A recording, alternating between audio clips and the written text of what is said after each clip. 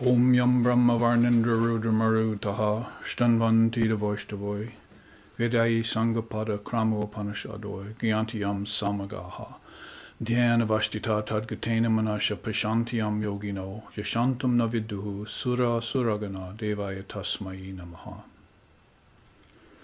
Om Shanti Shanti Shanti.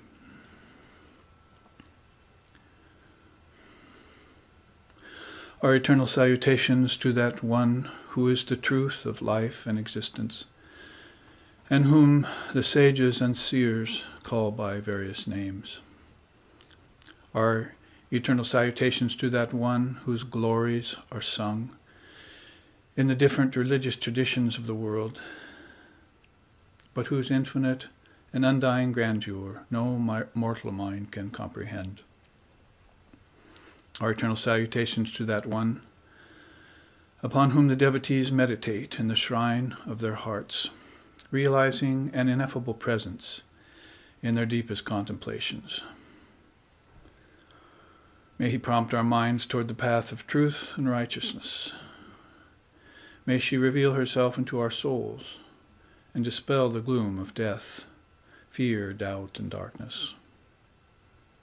Om, peace, peace, peace.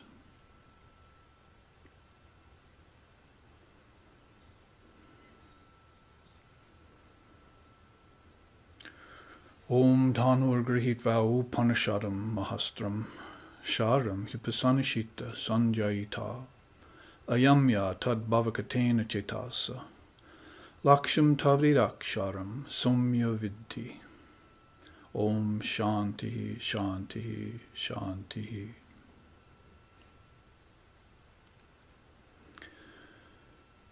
Taking as bow that mighty weapon furnished by the Upanishads and other non-dual scriptures, fastened to hit the arrow of mind, made sharpened by thoughts on reality alone. Then drawing full strength, O student, release and penetrate the mark, that imperishable Brahman.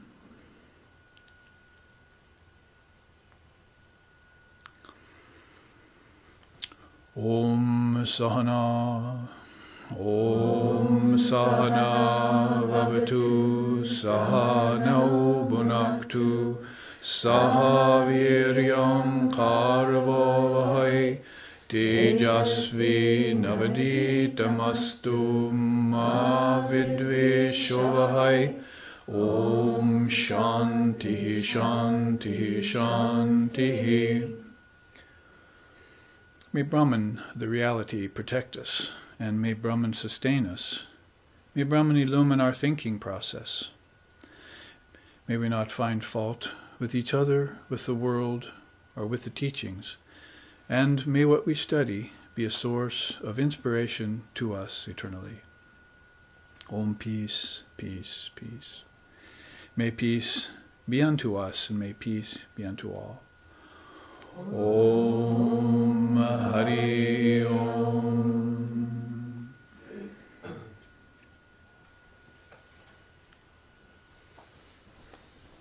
Today you have arrived at SRV Loka. We are about 21 years old, so we're just coming into our prime as an organization in the United States. SRV Associations of the West, sometimes it's called. We're 30 years old if you count us from the original inception of the SRV National, which still has its ashram back in New York, in upstate New York.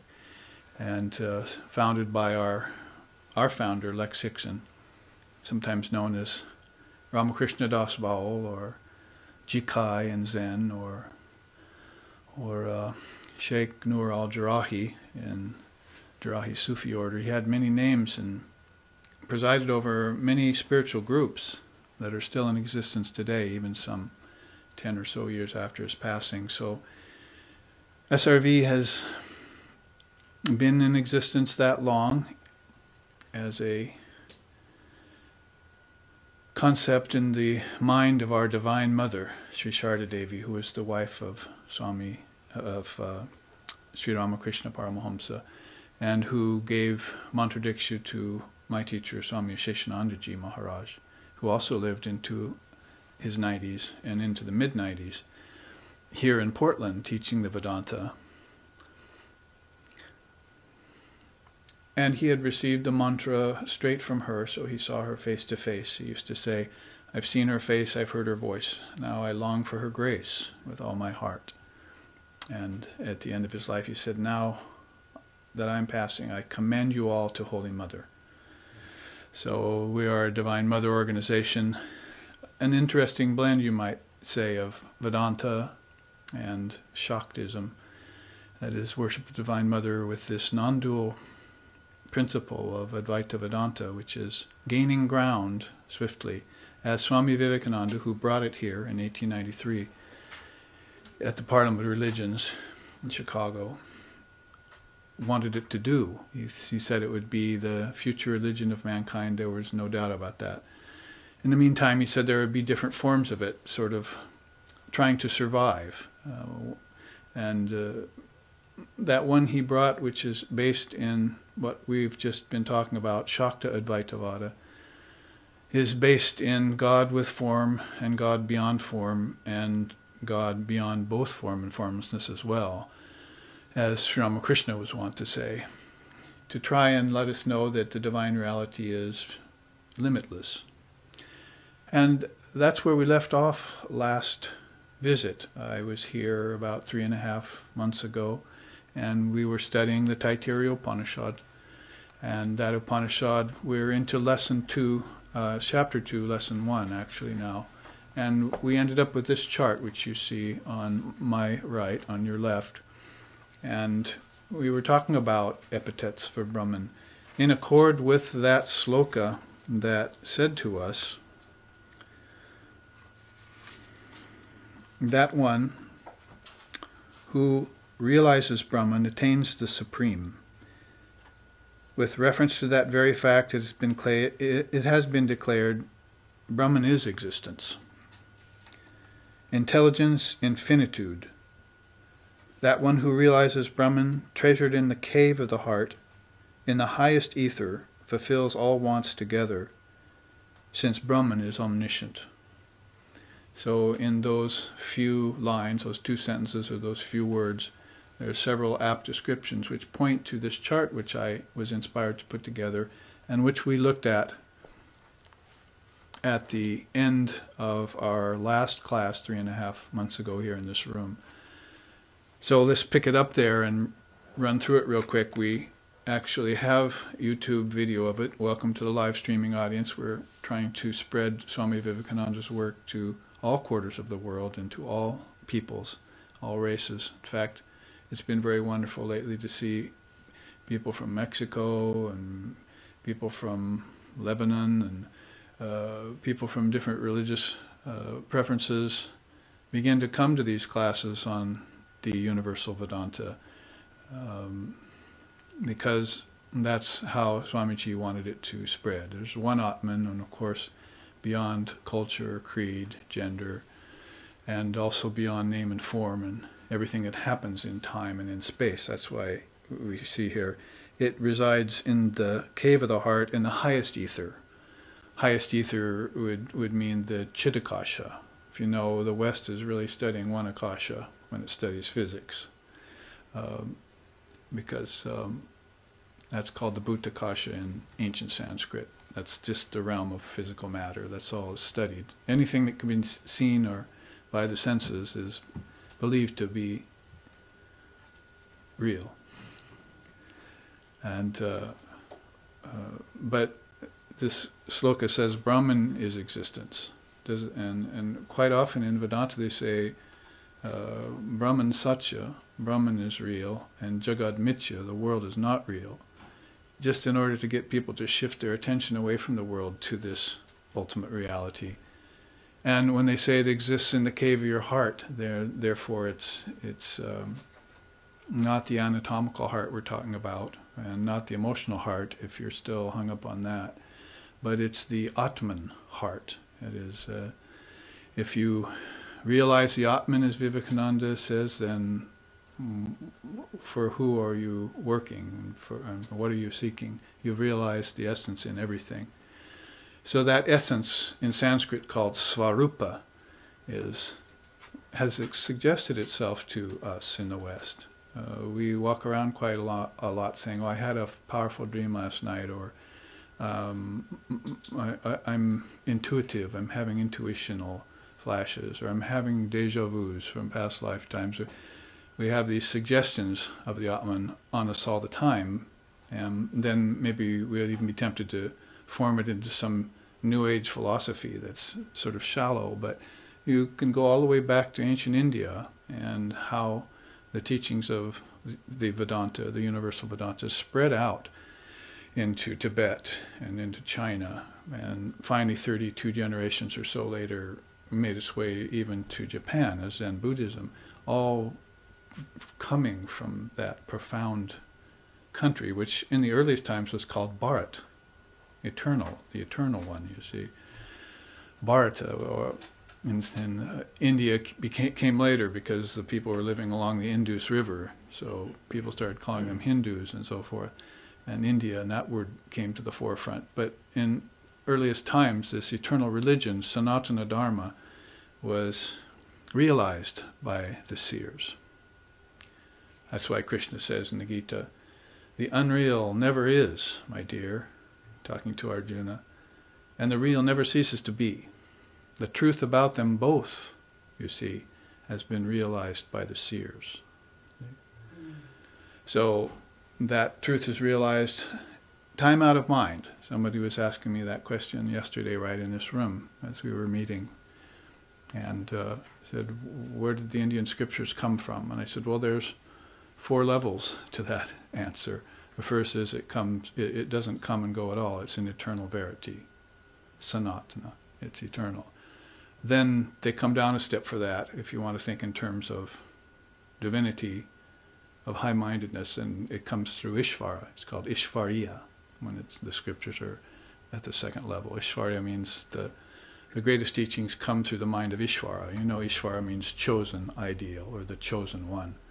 So you're talking about great souls like Krishna and Ram, and later on Buddha and so forth. All who were, of course, born in India. So Ishvarya is the second platform, and the third platform would be called intelligent human beings, you see. The seers, the saints, the intelligence of the most intelligent ones. Nicho Nichanam Chaitanas Chaitananam, as the Upanishads say. Chaitanas, Chaitana means intelligent consciousness, you see, of the highest order. And means the intelligence of the most intelligent ones, Chaitanas Chaitananam. So that's the third level of description of the scriptures. We feel like it comes through them, and then comes to us. Like another question was asked, how ancient is the Sanskrit, and when did they begin writing down the scriptures and so forth? Not for a long, long, long time. Words are extremely important, but words have more import inside than outside. If you get attached to words outside, then it can become a stumbling block eventually. But if you can take one word and unwrap it in your mind, then you'll release all sorts of wisdom with it. That's called contemplation, by the way. You see, not just letter of the law or secular learning or lower sciences. You have to go to the higher science level and begin taking a word, say a mantra. That's why we unwrap mantras in our minds to get to the essence of things. Same with slokas. Actually, all the slokas, this one I just read, he who realizes Brahman attains the supreme and finds it there in the cave of the heart, in the highest ether. I didn't actually finish explaining the 5 ethers to you, but I went running on. But that is really a mantram. They call it a sloka, or in yoga it would be called a sutra. In the Quran it would be called a surah, you see. So there are various different similar words in the Far Eastern, Middle Eastern, and Near Eastern languages that have to do with the study of these slokas by inner contemplation, sitting with them for a while. Many of you read the Gita and then say, I've done my first reading of the Gita. So you go back and read it 5 or 10 years later and you get deeper into it. Pretty soon you get over that the egoistic saying, I read the Gita. See? Or the egoistic saying, I never read the Gita. Because the ego is either proud or pathetic. Proud or pathetic, it runs itself by you all the time. So you get over that and you just start taking the slokas of the Gita one by one, like the unreal never is, the real never ceases to be. Truth about them both has been realized by the seers. And you begin thinking about that in the original Sanskrit, and then have an English translation or a translation into any language you happen to be using. My nephew just wrote me, he's Hungarian. Mother's Hungarian, so he's in Hungary going to college, and he said, I finally found Great Swan in Hungarian. That's the book our teacher wrote on Sri Ramakrishna Paramahamsa, Lex Sixon's book, that everyone loves very much when they read it.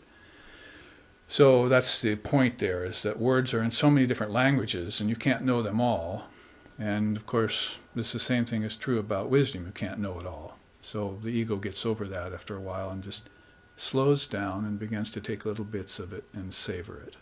See, that's like you would savor a good meal. So the mind has its meal, very high quality food, I hope, that you're ingesting, and you begin to savor it, word by word, like Om. See? If you take that apart, it's 3 mantras, A, U, and M, and each one of those means something very profound. A means creation, and U means preservation, and M means destruction. Or A means your waking state, U means your dreaming state, and M means your deep sleep state. If you were to meditate on it like that, then all of a sudden the 3 states of your awareness would be available to you, whereas there's only one available to you.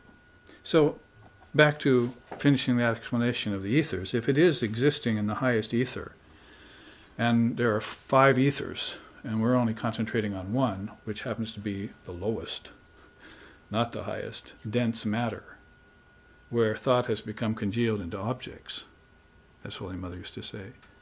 These objects are just your thought made concretized. Nature couldn't do it alone. It had to be conceived before nature. So the Mundaka Upanishad says, anterior to both life and mind is the Atman. Consciousness comes first, matter comes at the end. So if you want to prove that to yourself, then you leave matter alone for a while.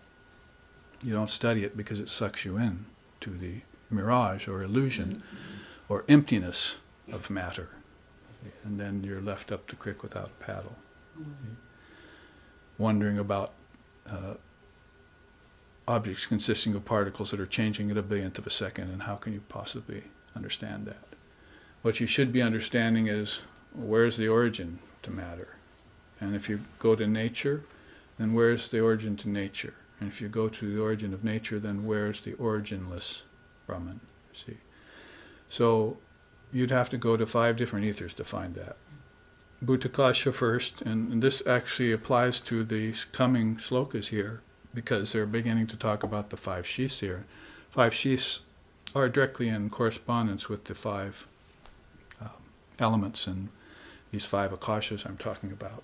So there's an energy in you called prana. It's not electric or kinetic, or it runs your thoughts. It takes you out of the body tonight into sleep, takes you out of the body for good at the time of death. It's where your ancestors have gone. If they haven't attained very high states, then they're going to the pranakasha. That's the next space inside. It's made of a different kind of particle than atomic. It's a pranic particle.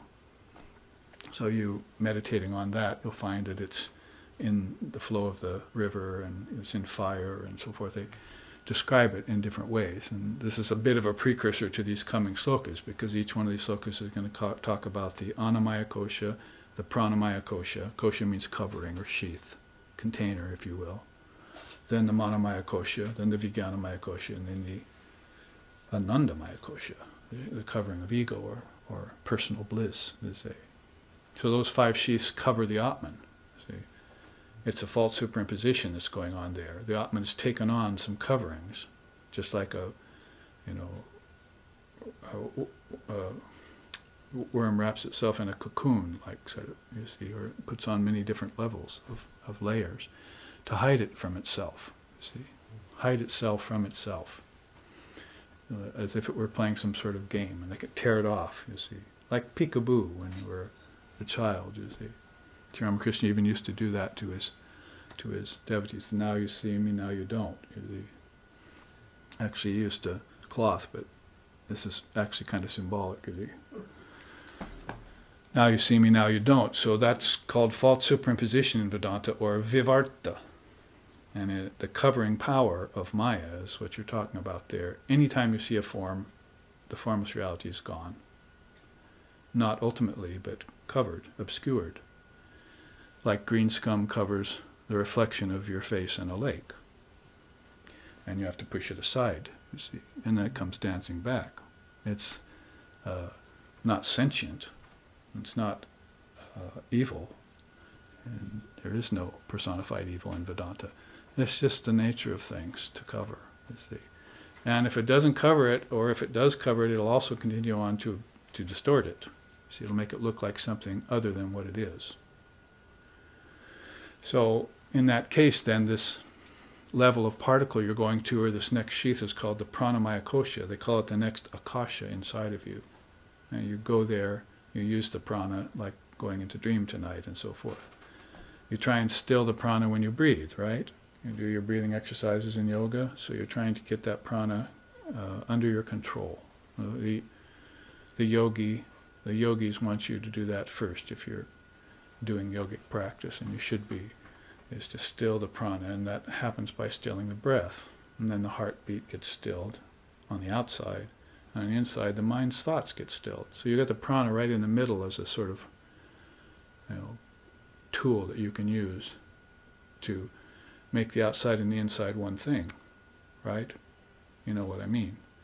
Om drishyam pratitam pravilapayan sanmatram anandaganam pibhavayam samahita sanbahir antaram va. Antaram, the inner, and antaram va, bahir, the outer. See, so you want to take the outer and the inner, Shankara says, and render them to one state. Because duality is what's flummoxing you, is what's causing you confusion, is what's eventually causing you suffering, and you're doing your acts in a dual mind, with a dual mind. You know, doubting Thomas, as I was saying last night at satsang. Only we take the H out and put an A there, T-A-M-A-S. You see, Thomas is dull. You see, it's the guna of dullness. So when that begins to impede the mind, then it's a doubting mind, manas, dual mind. And you want to make that mind one.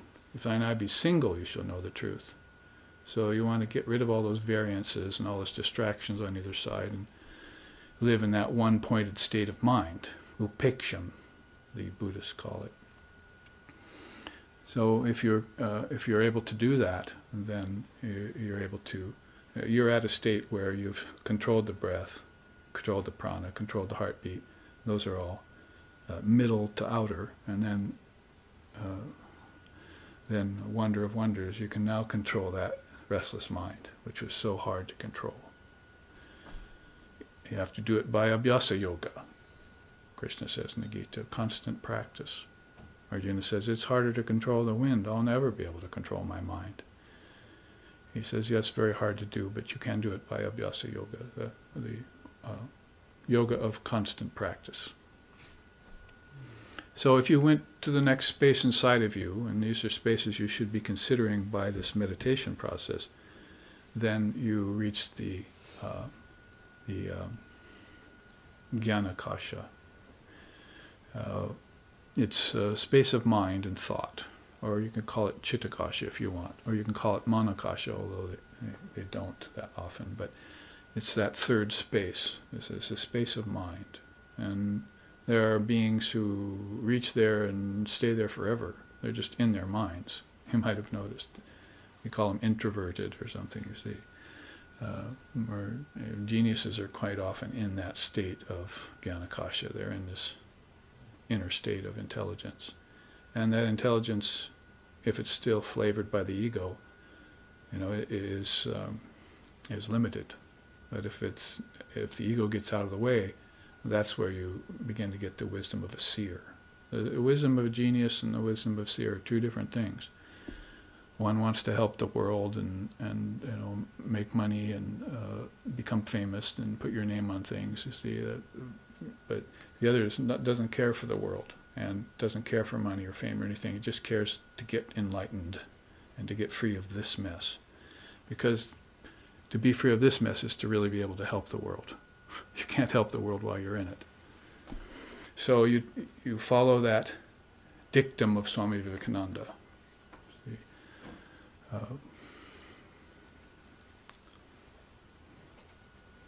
Atmano moksharta jagatjataya cha. See? First, freedom to the self, and then the good of the world, in that order. That's the motto of the Ramakrishna order.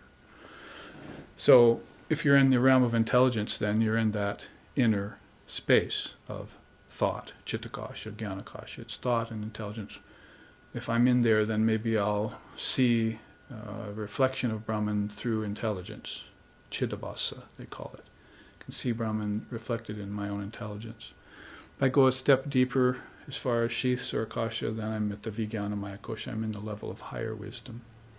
And then finally, ultimately, I find the chid akasha. Chid akasha means space of no space. Space of consciousness. Probably better to sing about it than to actually speak about it in many cases.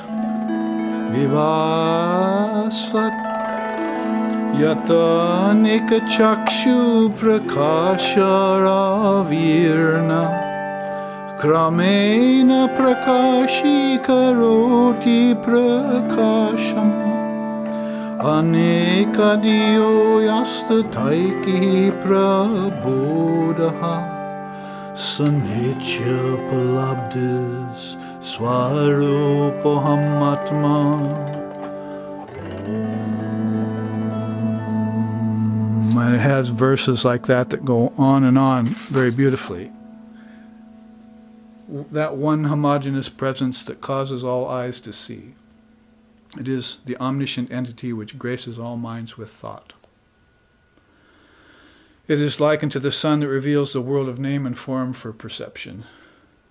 That one and I are non-distinct and form one cohesive unity. So this is what's called a non-dual stotram. It means I and my Father are one, essentially, but it's going deeper than just an eclectic mention of that, you see, some sort of cryptic mention of it from some great soul of the past, but it actually takes you deeper into these layers. It's a presence that causes all eyes to see, it causes the sun to shine, it graces all minds with thought. You see the beauty of it is that it begins to, without even using the long Sanskrit words, begins to show you the levels of consciousness that you're operating at. If Brahman is all and in everything, you see, and it's there in the cave of the heart and it's in the highest ether, then it's all pervasive. You see, it's the all-pervasive pervader. And that brings us back to this epithets of Brahman. We went through them last time, so this time I'm just going to throw them at you. This is the inactive agent, as we were just saying. Brahman. It is the uncaused cause. It is the unmoved mover. That is, everything moves by its present, but it itself does not move, doesn't have to. And remember, going back to this 8th sloka of the stotram there, 8th verse, it says, that one and I are non-distinct. We form one cohesive unity. So when you start hearing these epithets, don't think that Brahman's somewhere far away from you. We're talking about your true self when you apply those epithets to Brahman. All beings are, I and my Father are one kind of realization, you see. And that's what you keep. You'll hold that perspective, whether you believe it or not, you see. That's the real blind faith. Blind faith isn't like just mere belief. It's based on faith. So you assume the position as the police tell you. See, when you get out of the car, assume the position, I'll pat you down. See? Oh, that tickles. See? So when the sadhana police come at you, they say, I want you to practice. They say, assume the position. You see, assume the position of what? Of perfection. Try it on. See, man is not sinner. Liable of liable, it's the worst sin to call another a sinner. That's how Vivekananda put it when he came here.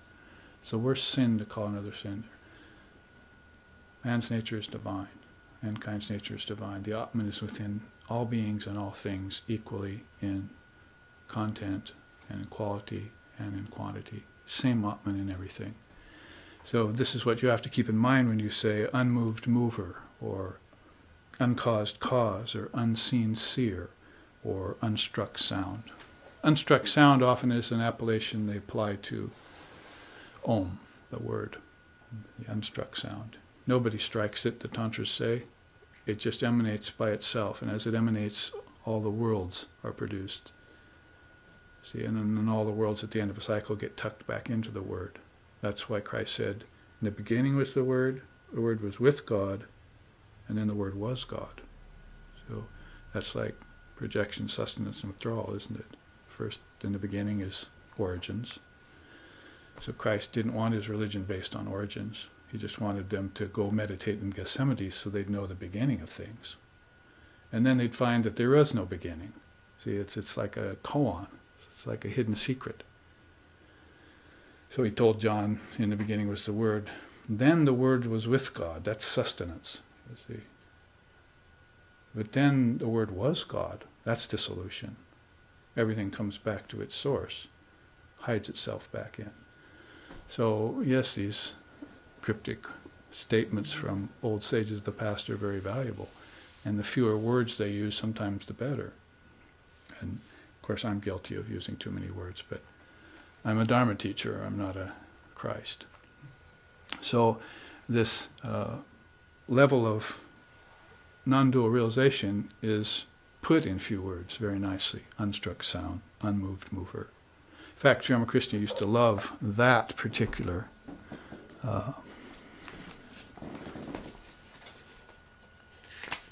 perspective more than all, because he loved this song very well about moving and unmoving. He used to sing, Shakale tomarich Icha mai taratumi Tomar karma tumi karama Loke bale karihame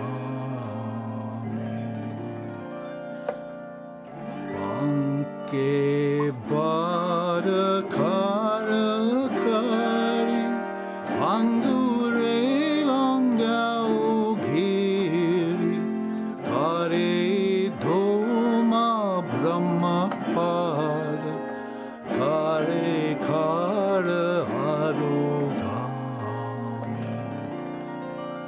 Shakale tomarich. And there's more verses. It really means everything happens by thy own will, Mother. All work belongs to you. Others just call it their own. You trap the powerful elephant in the mire, but you cause the lame man to scale the highest mountain. On some you hurl into the world of Maya, others you free. See? I'm the chariot, you're the charioteer. I'm the house, you're the indweller. I move as you move me. So, unmoved mover. See, if a person has that direct spiritual experience of being the unmoved mover, then they're one with Brahman at that time. They're having samadhi. The Zen Buddhists call it satori. Father of Yoga calls it asampragyata, seedless samadhi. Moksha, mukti, called by Shankara and so forth. So whatever word you call it, which is a very pregnant word, no matter which one you use, this state of the unmoved mover is one of the most profound experiences you can have. You're having that feeling of I do nothing. But it's not something you can say, and then it happens, you see. A lot of people can hear this wisdom and then sort of jump the gun, you see. Mother Superior jumped the gun, see. In meaning in Vedanta that, you put yourself prematurely in the position of enlightenment, and you still have a lot to understand yet, you see. In fact, it's less about the ego and more about the divine self. The ego starts going away. So, I move as you move through me, unmoved mover. When a person has that experience, then the tongue cleaves to the roof of the mouth, the eyes roll up in the head spontaneously, the hair stands on end, and you get crepulation of the flesh, as the scriptures say. Or if you just want to put it in layman's terms, goose pimples. Or if you want to go to Hawaii, where I live, they call it chicken skin. Oh, chicken skin, brother. So whatever language you use, at whatever level, these experiences come to the person who is having experiences like the unmoved mover. Or, let's look at the five in white, the a-create creator. Since we don't feel that Brahman ever creates, our idea of a creator God is much different than that, say, of the Judeo-Christian fold. The idea is that nature creates with the help of the cosmic mind, let's say, and the collective mind participates, and finally your individual mind is in there too, you see. So that's a threefold mind again. Triputis are very important in Vedanta, understanding things on three levels. So nature can't do it by itself, and the Almighty doesn't do it at all, is not involved in creation, stays completely away from human affairs. This is hard for people to realize because they're hoping for grace and various things like that. But the Divine Mother of the universe, that's where belief in Divine Mother or Shaktism comes in, because she's the intermediary. As he says here, right? I think it's right there. At times the snake sits still, at other times it wriggles across the ground, but it is all the same snake. So sometimes it's that stationary unmoved mover in everything, and then you shift consciousness and all of a sudden it's wriggling. So that Brahman is that stationary state, Shakti is that wriggling motion, see. And in that case then you'll see Brahman and Shakti are one, like fire and its heat, like milk and its whiteness. You can't separate them. But none the same, one is appearing and the other isn't, see. In fact, Shakti herself is so subtle most people don't understand or believe in her, you see. And when they do, they begin to believe that this is Shakti. The power to raise my arm is Shakti. But that's prana. See, man does not live by bread alone. So bread turns into energy, and you use that energy to power the eyes. That's why they say here, you see, it causes all eyes to see, we sang, right? Causes all eyes to see. So prana connected to Shakti, and then connected to the absolute reality, is an inward move that you're making through these five ethers, using these five sheaths, which the Upanishad is about to talk to you about. And if you want a good teaching on it, preliminary teaching on it, there it is, the a-create creator. God does not create. The word a-create was coined by Vivekananda when he came here. There's been create, create, create. I'm getting tired of hearing that. In India, Brahman doesn't create. Mind does the creation. Brahman stays absolutely unmoved, unseen, unstruck, inactive. If we knew that about God, then we would leave God pure and perfect, and we wouldn't be engaged in silly thoughts about him. Like, why did he take my love away? Or why did my children die? Or why is there war? Blaming it all on God is ridiculous, you see. And you get into all sorts of confusion and create more karma. If you want to blame war and death of children and pestilence and famine and everything, blame it on your mind in conjunction with Maya. See, and nature. Why did you come and take a form in nature when name, form, time, space, and karma are all there in form? And guess what? They're absent in Brahman. Aren't they absent in your deep sleep tonight? For at least a few hours. See? So there is a state that's absent of suffering, even available to you, little old you see. And you go there every night. But you don't know the power that takes you there, prana, and you don't know who's waiting for you there in the form of light, and what level of mind you're at, and all these things. You need to pinpoint these and come to know them and make them a part of your meditation, make them a part of your study. As we said in the last retreat, when I was here 3 months ago, account for them. Account for them in a very real way. You can't just speculate. You need to concentrate, see, and you need to contemplate and meditate these things, because they're, unreal. And when I say that, I don't mean Vedantic unreal. I mean they're unreal to people. You see, to those who know Brahman, the world's unreal, but to those who are worldly, Brahman's unreal, isn't it? Right? There are people walking around out there who are so different than the 15 of us in this room, you see. So different. There's no way you can convince them of the existence of existence. It's like fish being in water and trying to convince them that there's such a thing as water.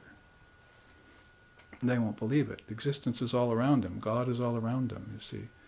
But they're so far away from these kind of appellations, these kinds of statements, these kinds of maxims, that they would go right over their head even if they heard them.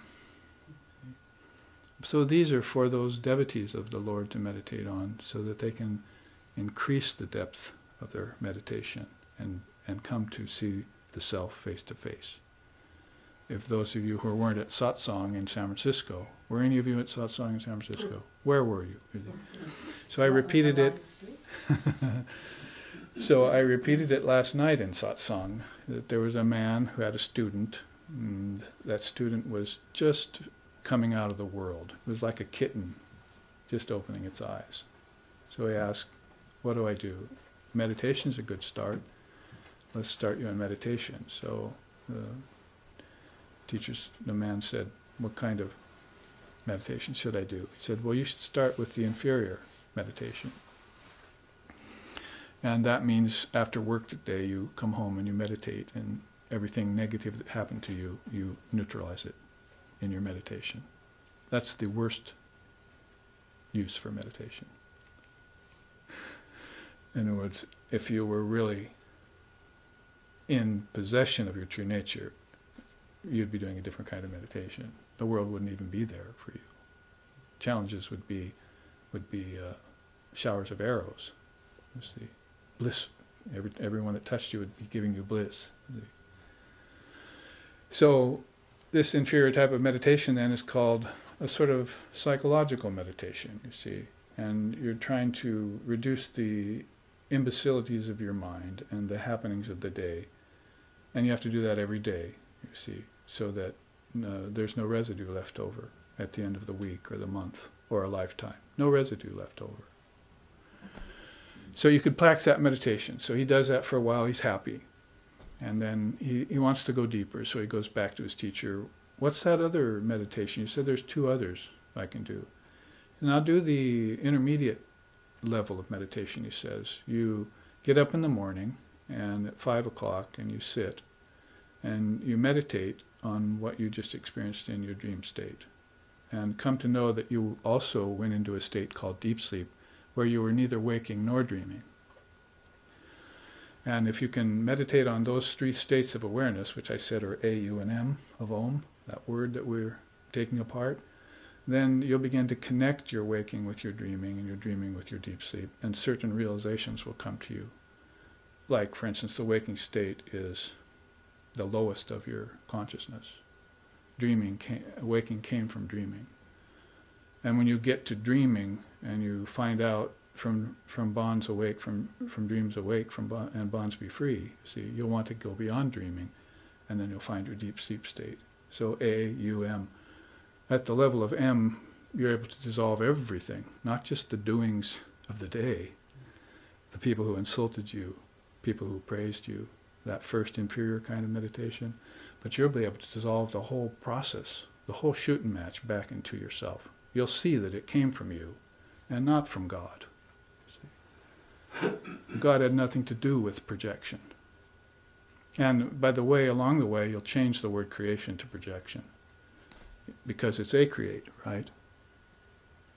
And if, as the Taittiriya Upanishad says, it's the only reality, and the world is not real, or illusory, or, if you want to be kind to it, an expression of Brahman, depending on how you see it, how clear your eyes are,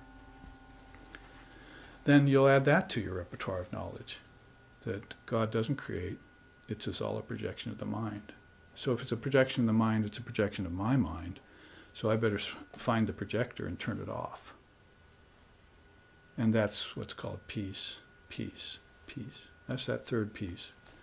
Peace on the outside, peace on the inside, peace with the gods, you see. Peace beyond.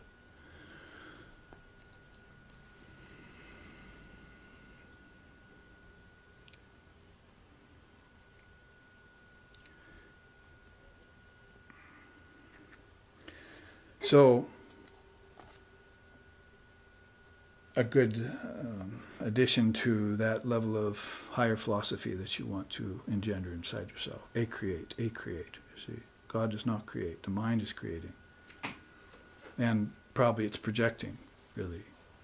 And if I can get beyond projection, I'm in deep sleep. And if I can get beyond that, I may be in samadhi. They call it turiya, the fourth state. Beyond the three states is turiya. Just means the fourth. You have a fourth state of your consciousness that you need to access. And thousands of seers and sages have done it. So it's not like you're that much against the grain out here, you see, with the first-class fools who are walking around the streets. See? First-class fools. Who said that? My teacher. In fact, you were very lucky if you got by one day without him calling you that. You're a first-class fool. Wake up, you see. Wake up out of that sleep of Maya, that sleep of enjoyment, the sleep of material objects. See, the Bhoga Marga, the path of enjoyment, and follow the path of wisdom and get yourself free.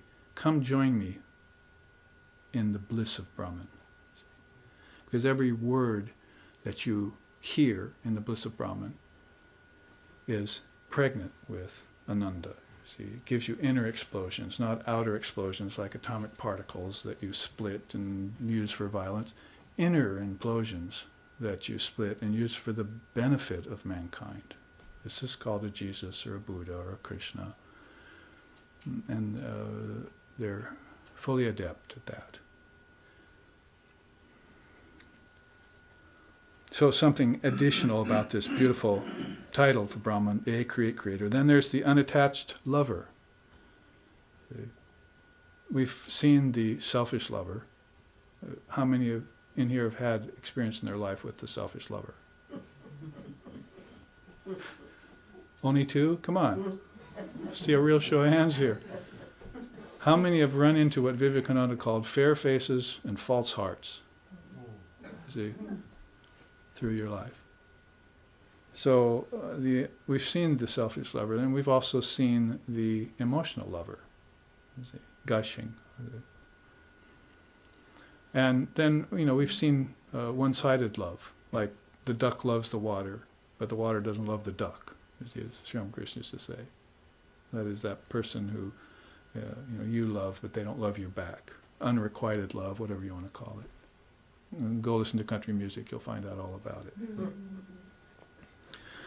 Or what we haven't seen very much is this unselfish or unattached lover.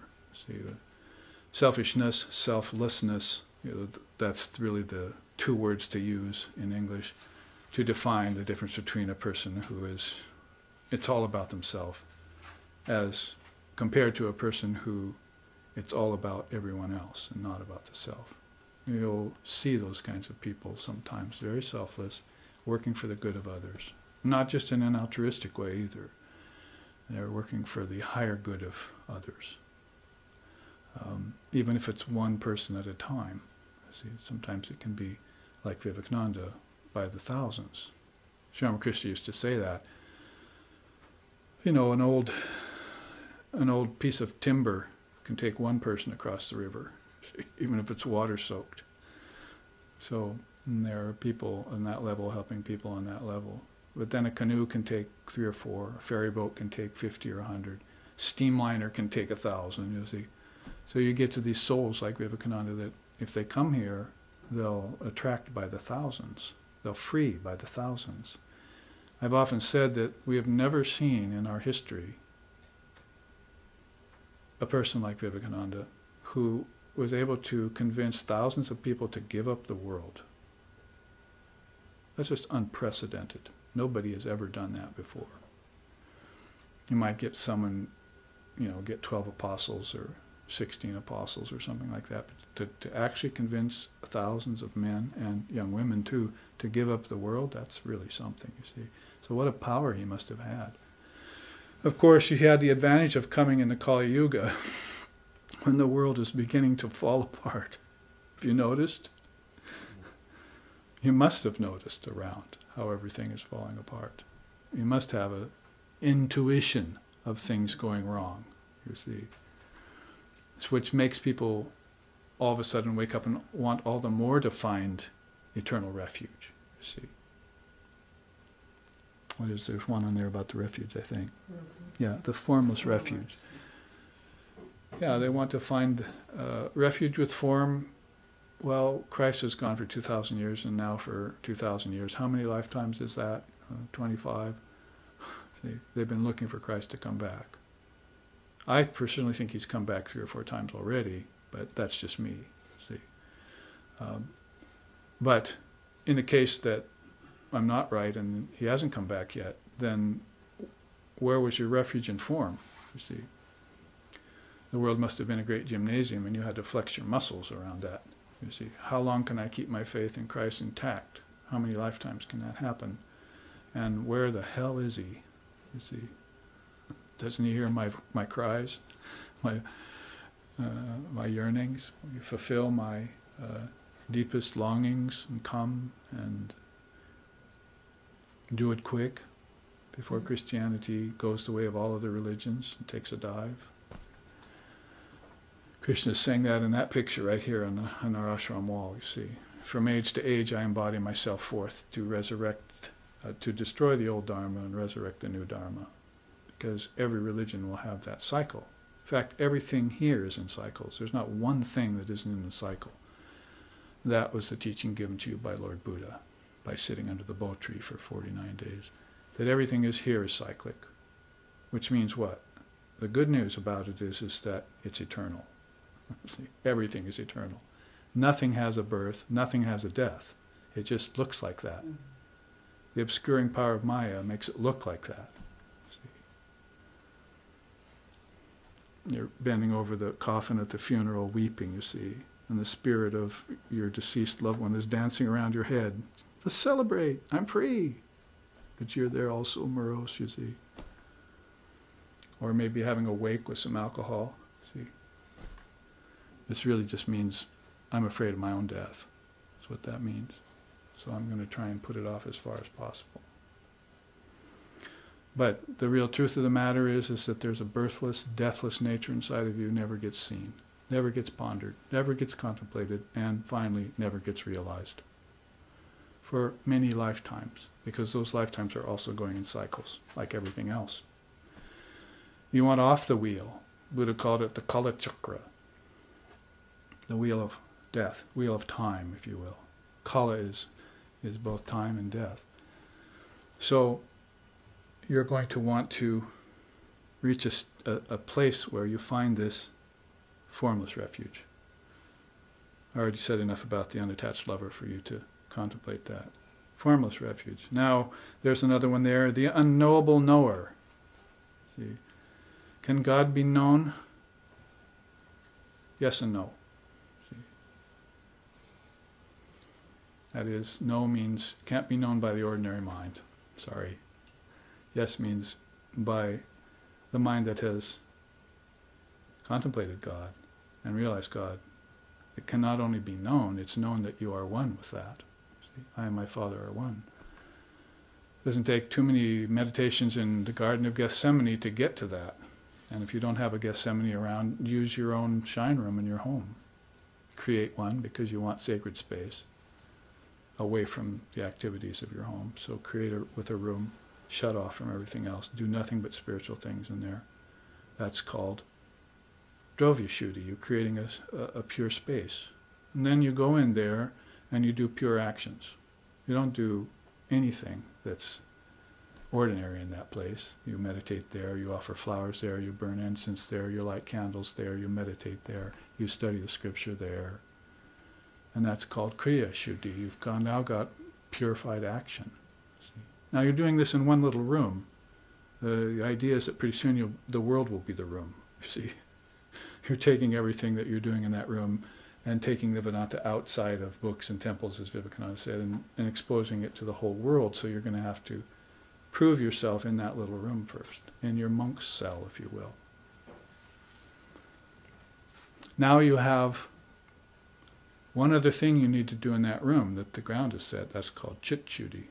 Means your thoughts have to become pure. And there, is not that hard to keep your mind pure in the company of holy people. But once you leave them, it's a bit hard, isn't it?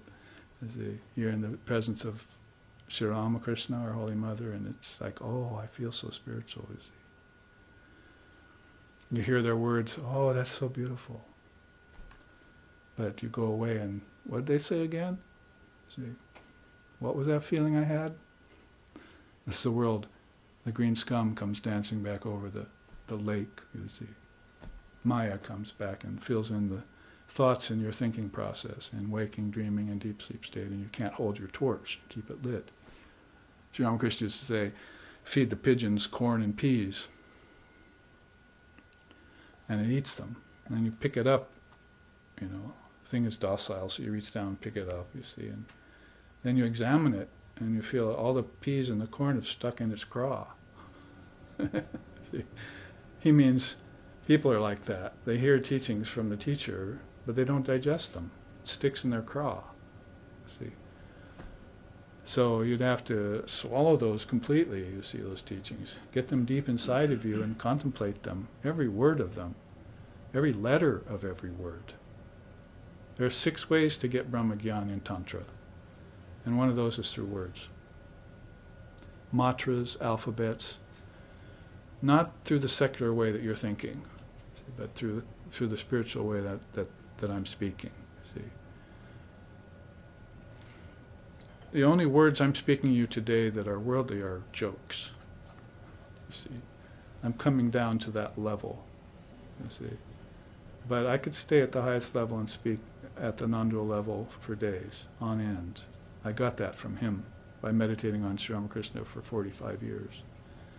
I didn't have any other ideal. I'm not spiritual menu tasting, you see.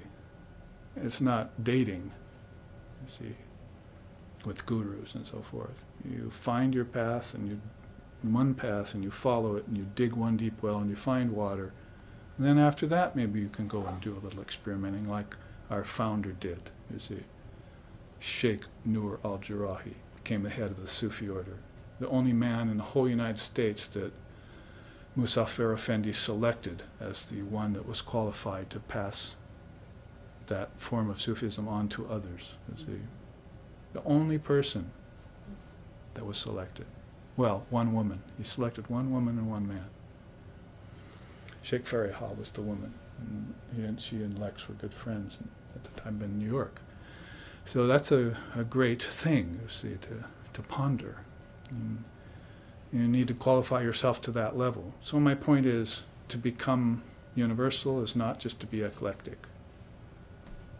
Universal is a whole different station than eclecticism. You need to rise to a place where that one Atman is seen in everyone and everything, no matter what religion, race, gender, or any other consideration is brought up.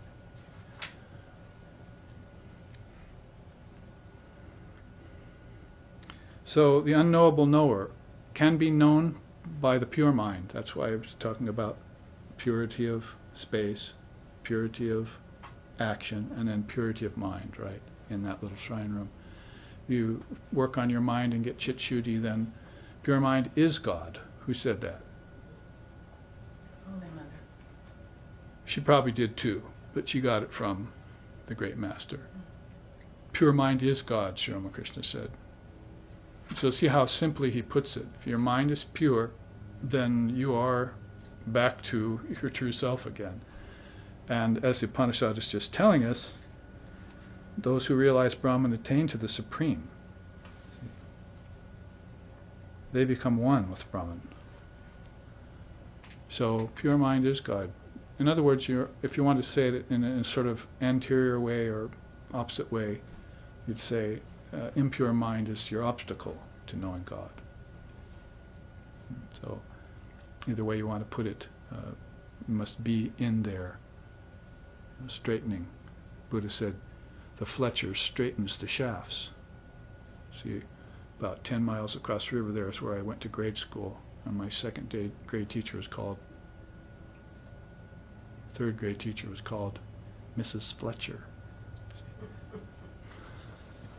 I never knew what a Fletcher was, but I never knew that Lord Buddha, that there were Fletchers back at the time of Lord Buddha, which is about 550 BC. He came before Christ, see, about that 500 years to resurrect the Dharma. And so he said the Fletcher straightens the shaft. So he takes that crooked piece of wood and fletches it, you see. And then it becomes straight and it can hit the mark. And I just chant that, Danur Grihitva Upanishad Mahastra. Take your mind like a bow, fasten it to the air, take this bow called the Upanishads, fasten it to it, the arrow of your mind, made straight by thoughts on reality alone. So you fletch wood, you're going to need some tools, but to fletch the mind, you're going to need some tools of an inner type, aren't you? It's going to straighten the mind of all its fickleness and crookedness and inadvertence and non-committalness and all the problems of today. Distraction basically is the problem today. Jamgon Khantrul Rinpoche told me that face to face before he passed. The problem today, Babaji, is distraction. Too many distractions. So that one-pointedness is falling by the wayside, you see. It's getting obscured again in this age. The advantage of living in an age of darkness is the light is that much more present, that much more obvious when you begin to seek it. So it should be obvious to you when you start to meditate and so forth that the world's going to hell in a handbasket and you don't want to be in that basket. See? God save them all, but save me from them. Who said that? Swami Vivekananda, when he saw us here in the West. God save them all, but save me from them. He didn't want to fall into our predicament. Obsession with matter, preoccupation with emptiness, eating cotton candy for dinner, no substance in our life. Didn't want to be like that. He couldn't help us if he did, if he was like that. He could only stand above it, transcendent of it, and point the way. In the West, my teacher, Swami Sheshananda, said,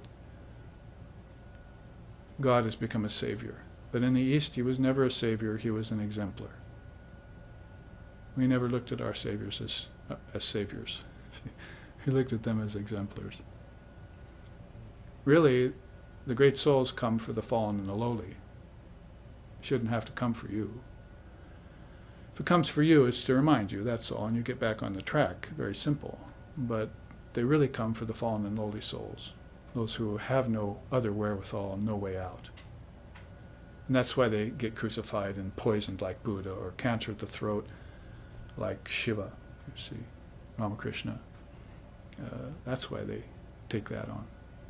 And they're big steamships. Thousands of people were taken on. Right now, 1886, 1986, 2006, how many years has it been since Sri Ramakrishna has passed away? And he was known just in a little area in Calcutta. Now, why does he have 5 million followers in a little over 100 years? See, 5 million followers.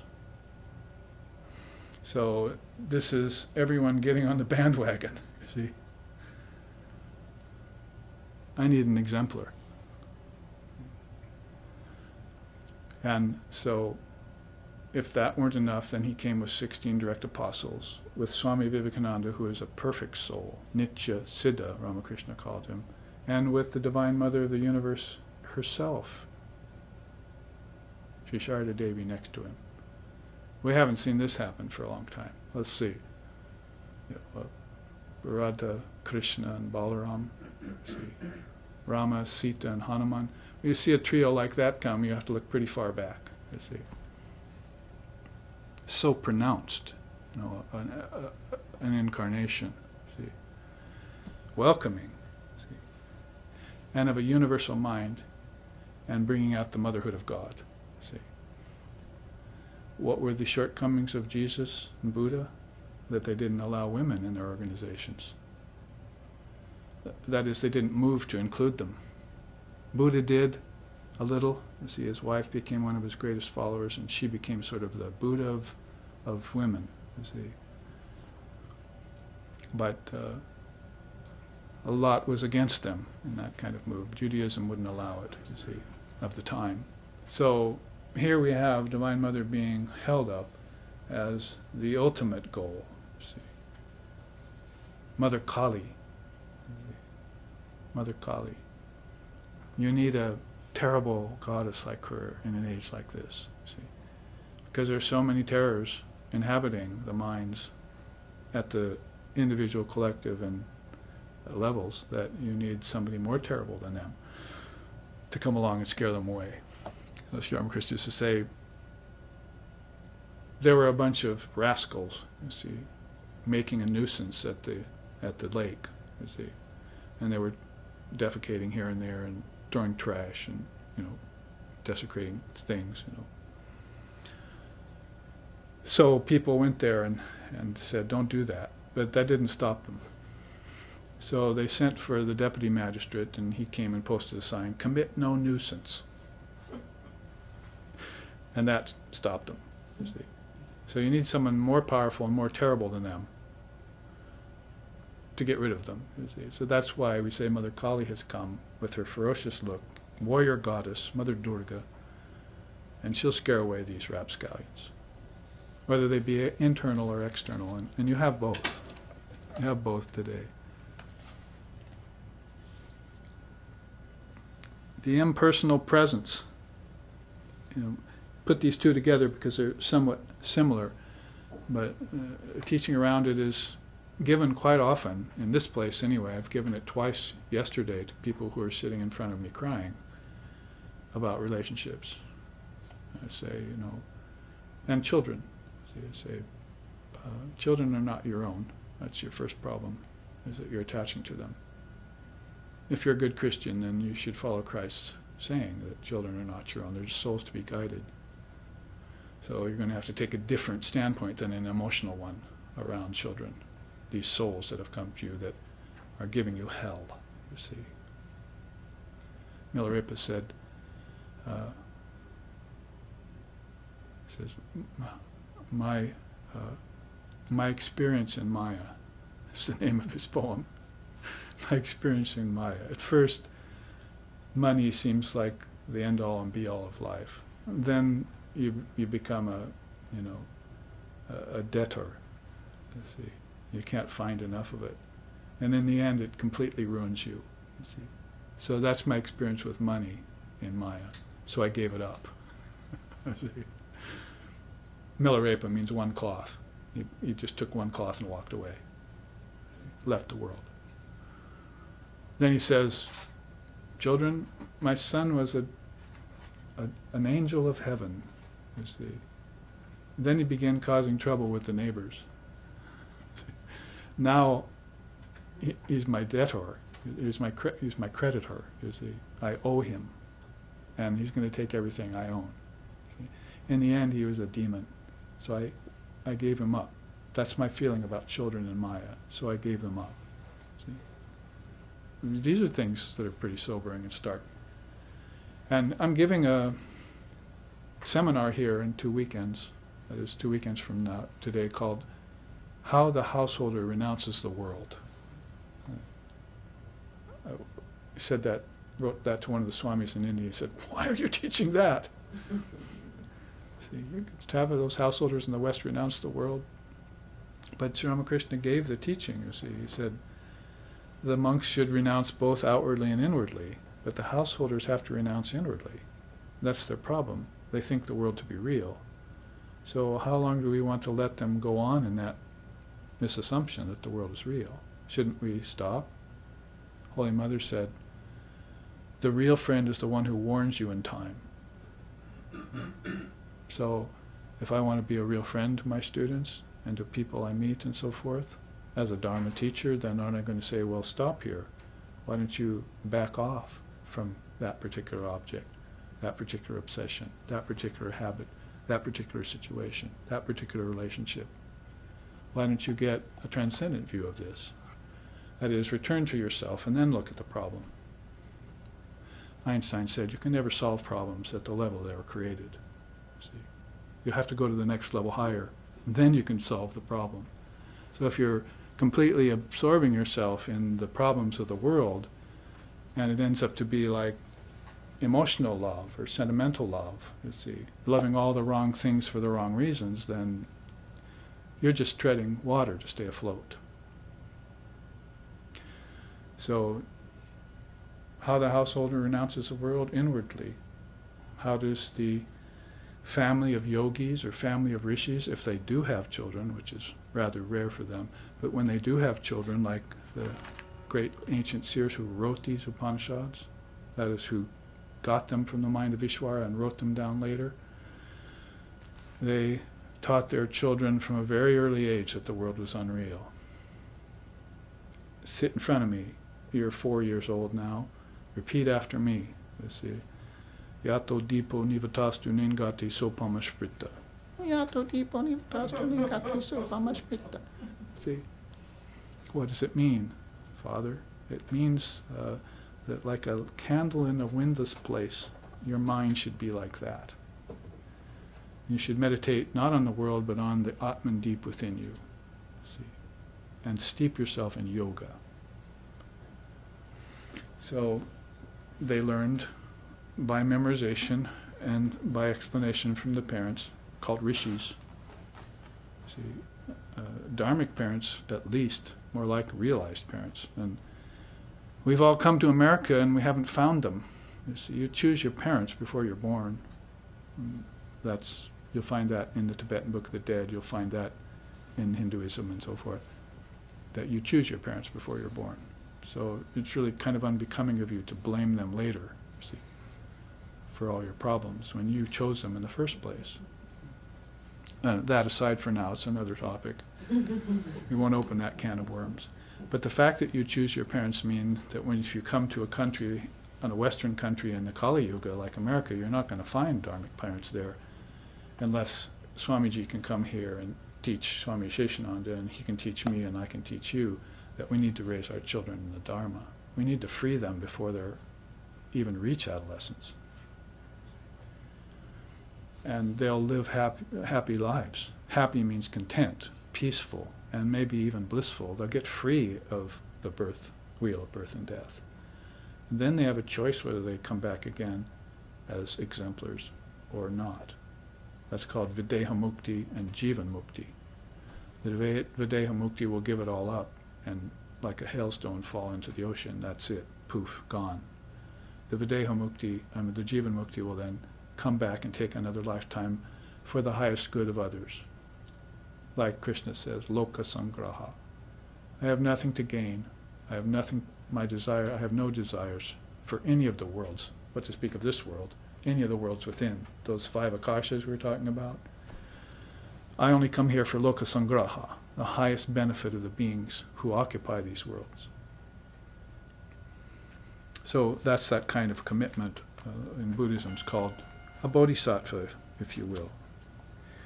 These other 5 here, the inanimate animator, like Shakale Tomari Icha we sung, the unmoved mover, the transcendent pervader. Why is God the unmoved mover? Because he's already everywhere. That's the word in English we have that's so suitable, all-pervasive. You see, that's a good word in English. There's many of these Sanskrit terms you don't have English equivalents for. But in that case, then, the transcendent pervader. The immutable transformer, that is one of the great teachings in India, is that Brahman doesn't transform. Reality doesn't transform. There's no change in it. So you could hardly call this realm of change reality, could you? In fact, they've termed it relativity, even in science. See? But my contention with that is that if there's such a thing as relativity, there must be its opposite. That would be reality. So why are you overlooking reality for relativity? If you're being a fair scientist. See, if there are pairs of twos marching around everywhere, good and bad, life and death, virtue and vice, then there must be relativity and reality too, and form and formlessness, and bondage and freedom. You see, you have to look toward the higher twos to find a way out. Contemplate them as passageways back inside of you. The kingdoms of heaven are within you, right? Or the kingdom of heaven is within you if you want to go to the absolute place. So that's some idea about this immutable transformer. Transformation is called parinama in Sanskrit. Parinama, everything that changes. So you've got 5 elements, 5 senses, 5 subtle elements in dream tonight, 5 subtle senses in dream tonight, 5 aspects to your mind, and 5 pranas flowing through you. Come to my retreat next weekend in Seattle. It's called 5. Basically, it's called 5. Panchadasi, Panchakarna. So the 5 causes, 5-fold causes, Panchakarna, and Panchadasi, the 5 servants, or the 5 sets of 10s, you see. Everything's about 5. So might as well just call it, in short form, 5, that retreat. Quintuplication process, how everything came out from Brahman in 5s and how it all marches back in 5s. If you know this, you're free. You can come into the body, give it up, and trace your way back. They're like breadcrumbs, 5 breadcrumbs that are left like tracks, you see. And that's how everything got into form, how consciousness got itself into form, and how it gets itself out of form. And the more facile you are at doing that, the more illumined you are. You can pass away at 39, like Swami Vivekananda did, or 32, like Shankar did, after completely lending to the world the best kind of transformation, which is transformation of mind. Vivekananda used to say that transformation may be an illusion because Brahman doesn't transform, but the very best transformation that can go on is up here. See, because if you change this, all of this outward changes.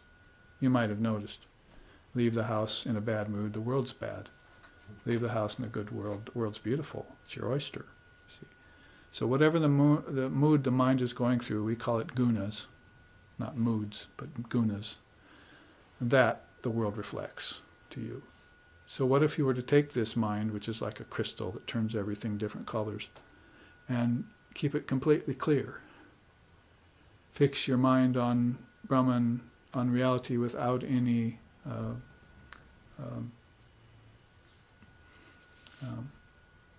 modifications, overlays, sublations, colorations of any kind, distortions. Just keep it pure all the time, you see. Colorless. Crystal is colorless, really. It only turns color when you put it near a yellow flower or a blue flower. But really its essential hue is colorless. So keep the mind colorless like that. Finally, we have the indivisible multiplier. That is, everything comes in 2s, 3s, 5s, 7s, 9s, families and so forth, races, cultures, out of this indivisible state of consciousness, and it will be taken back into that. We're suffering the problem of evolution only, and we don't know involution. See? Evolution from a big bang, poof, it's all over, folks, 4,320,000,000 years later. But everything's in cycles. So you can't have an end to anything because there was no beginning. It's just ongoing. The tip of the iceberg is attached to the bulk. You may not see it, but the bulk is there, and the bulk is providing the tip with all the material it needs to remain in existence, you see. The bulk of the iceberg is unmanifested nature, is formless matter. That's actually a good term in English, formless matter. I mean, we know a little bit about that in physics, black holes and stuff that, see, but formless matter that is the beginning of your thought is a different level of matter. They call that unmanifested prakriti, and they call that the seeds for all of this. So you can't get something out of nothing. Everything that was here came out of something. And that something is hidden behind the scenes, like the bulk is hidden by the ocean and the tip, you see. So that's only reasonable. Indivisible multiplier, then, everything comes out of this indivisible state. Akhanda Satchidananda, that means the indivisible reality. One of the names Ramakrishna used for reality. Akhanda Satchidananda. Now, the last one there that I put with that nice little kirtan dance these people are enjoying, the uninvolved participant. So right now, Brahman is looking through all of us, as if through a third eye, has put us all on, like sets of eyes and ears, see? But we're not aware of them, just like we're not aware of how many times we blinked when we walked in the room, or how many breaths we've taken.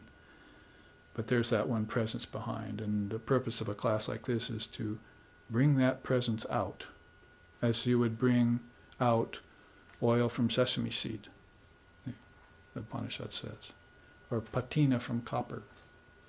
You'd never know it was in there.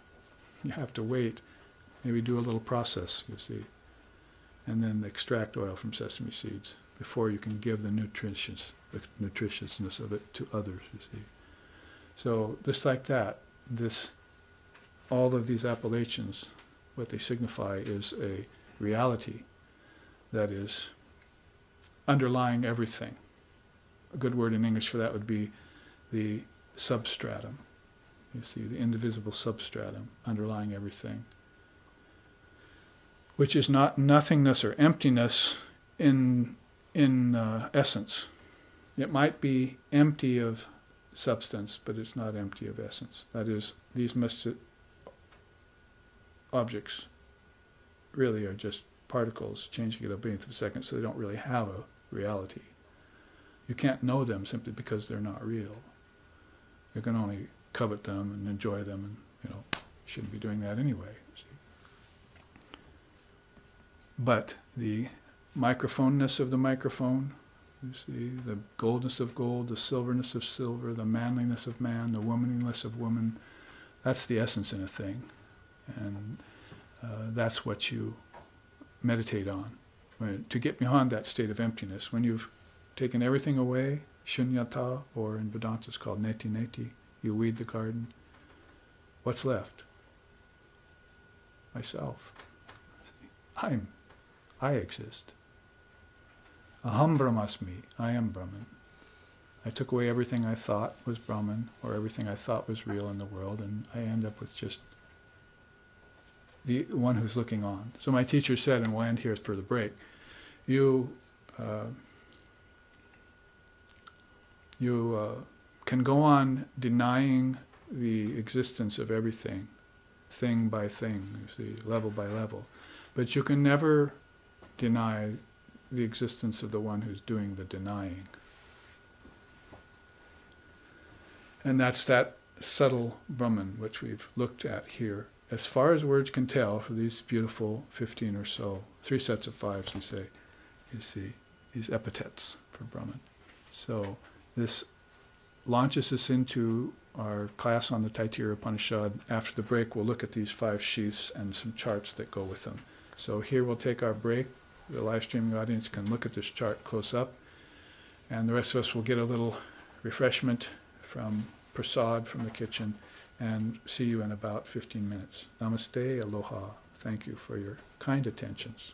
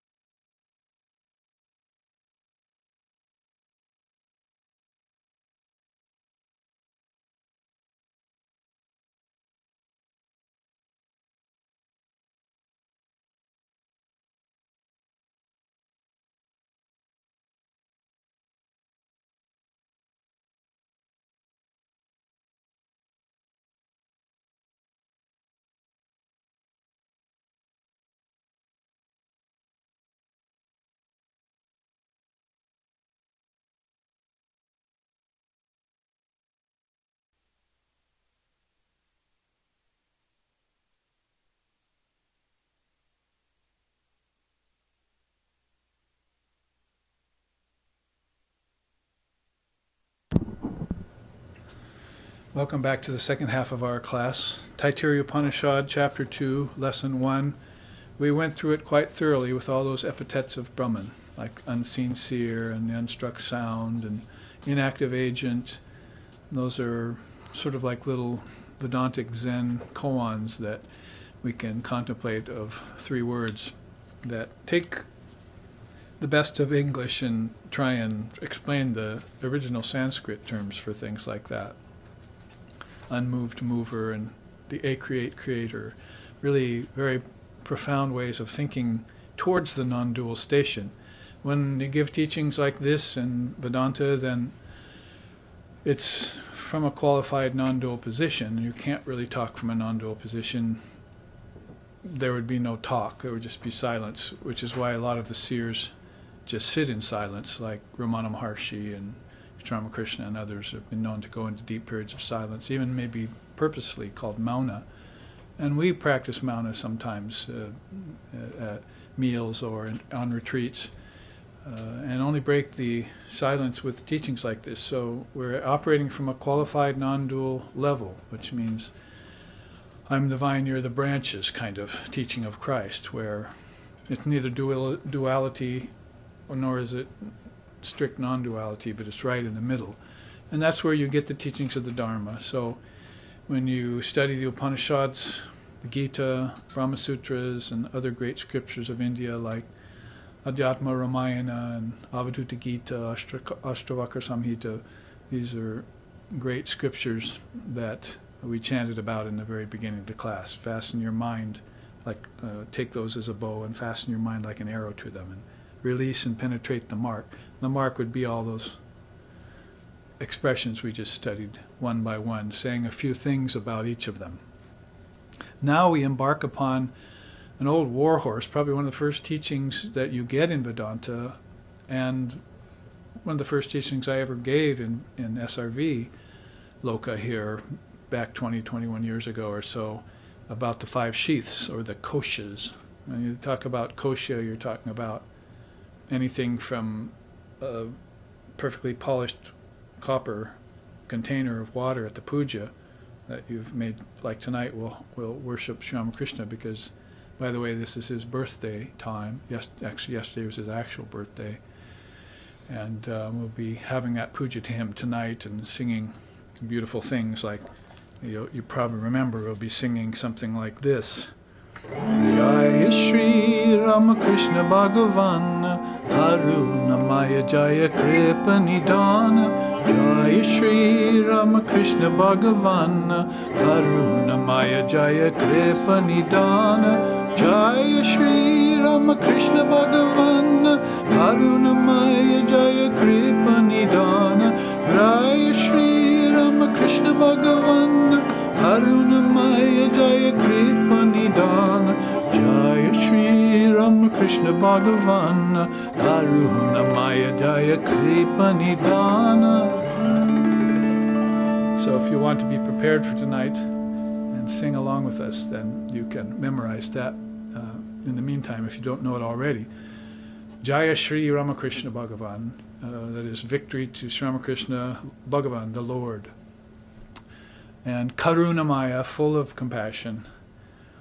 Kripa Nidana, attended by grace. So always in company with grace, Kripa. So we will, getting a little bit off track from my original point, is that a kosha is a polished vessel that has water in it that you use in the puja, which we'll be using tonight. But a kosha, then, you're also a kosha. You see, you're a container for consciousness, basically.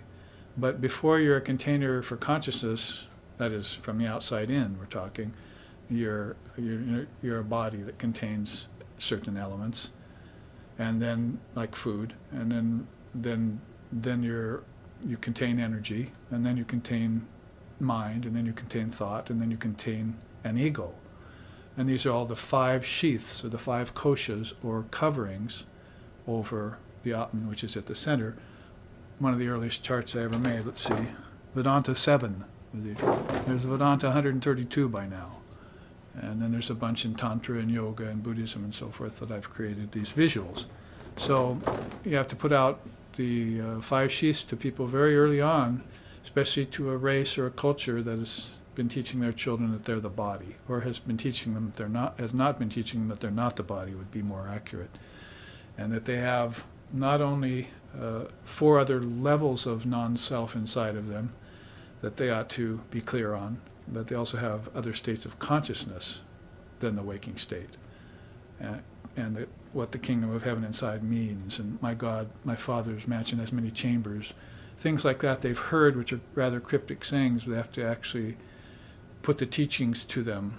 Let the Vedanta clear it up for you. Makes a Christian a better Christian, a Jew a better Jew, a Hindu a better Hindu, this universal Vedanta, because it's not a religion or an ism.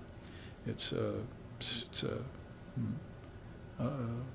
way of divine life, and it has that universal atmosphere, which is unimpeachable, and, as is instanced by those beautiful appellations or epithets we just studied. Can't really explain what Brahman is, but you can point to it.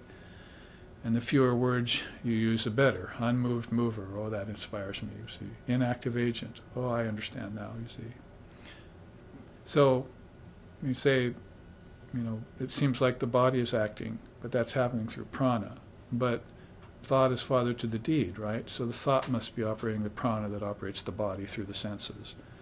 Then you go back further, wait a minute, there's an ego, a sense of I inside of me that's making thought happen, that's making prana flow through the senses, which is attaching me to the objects and giving me pleasure and pain, you see. So the whole gamut of thing inside is the non-self. This is this Mayic mechanism, we call it psychophysical being, or body-mind mechanism. This is what they taught their children early on. You have 5 coverings, or 5 layers, over your true nature. False superimposition, I started out saying today in class, or the covering power of Maya, however you want to describe it in Vedanta or Tantra or Yoga or Sankhya. They all have different ways of explaining it, but it's the same thing, really, when you get right down to it. And you just need to recognize it. And Ramakrishna said, you never study Maya, you back off from it and observe it from a distance. So if you study it, you're getting into it as if it were actual or real. It's like sort of trying to study a fog bank from inside a fog bank, rather than being on a hill looking down on the fog banks and seeing how it dissipates in the sun and seeing that there's nothing in there. You see, it's all empty. All those scary sounds I heard were nothing when I was in it, you see. That is, resist not evil, because evil's not real. Suffering's not real. Pleasure and pain are not real. The only reality is right there in the center. And we say it all the time, here at the center of my being. You see. Ara eva ratanabhau samhatra yatra nadyaha sha eshon chastarate buhuda jayamanaha. Is there in the heart, at the center, where all the subtle nerve endings meet, abides the Atman. Stationary, but becoming manifold. It's back, it's unmoved mover, but it takes on the idea of dynamism, like the snake that wriggles. And so those are like very ancient teachings, and eternal teachings that you get right off the bat. If you enter into embodiment and you haven't done it completely consciously, how many of us can say we came into the body consciously?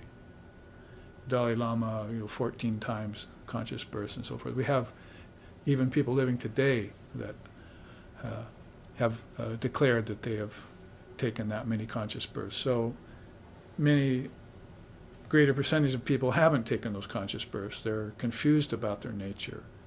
Then science and religion and other things, secular subjects and so forth, masquerade as the reality, and then we get sidetracked, and the most important thing, we get attracted and attached to the 5 sheaths rather than the Atman. It's a superlative system. It's called the Adara system.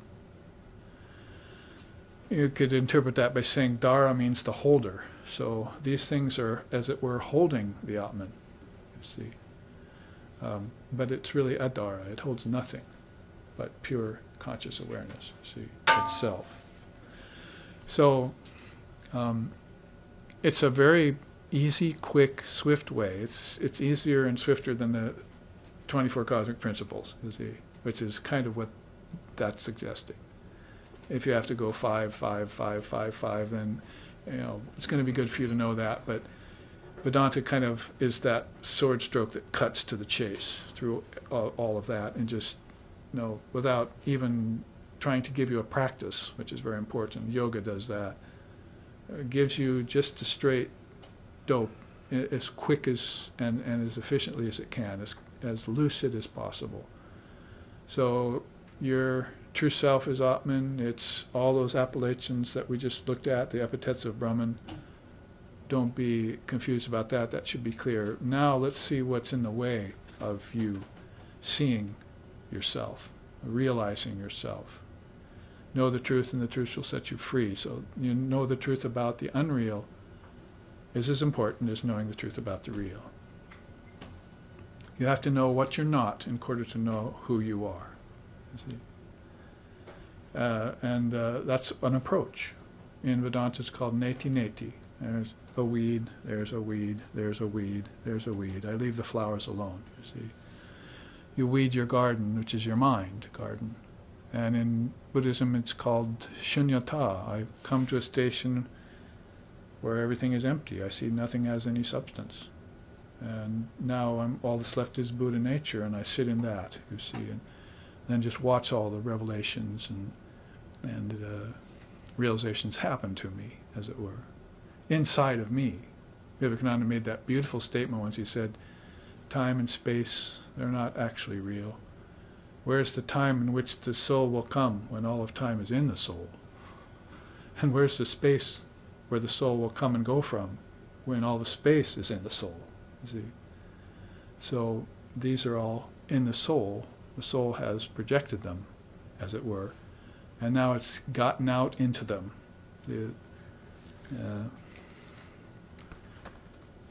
Know if I can put my fingers on it right away here. Very nicely put in one of these Taittiriya Upanishad slokas. Yeah. In the beginning, this was indeed non-being. From that, verily, being sprang up. That of itself assumed a self. Therefore, it is called the self-made or the well-made.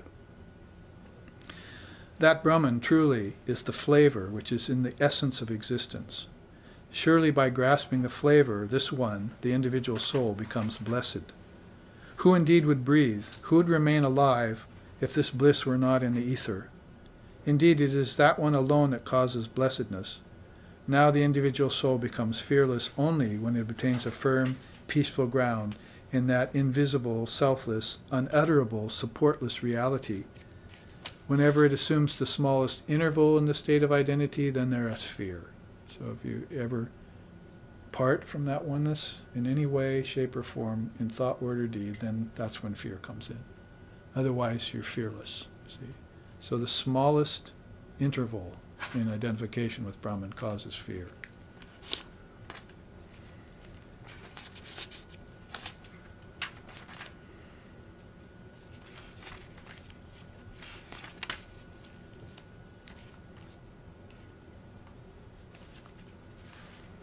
We might come to this other sloka that is also very good at explaining this idea of consciousness getting into everything after everything, all the materials have been projected by it.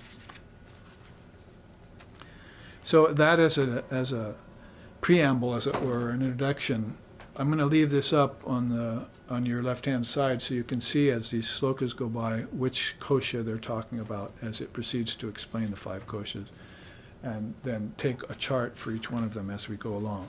So let's begin that series of slokas. And this will be lesson 3, I believe, of chapter 2, since we've just studied lesson 2.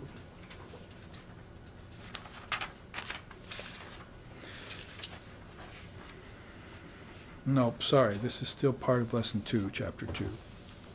From that Atman, which has been referred to as Brahman, ether came to be.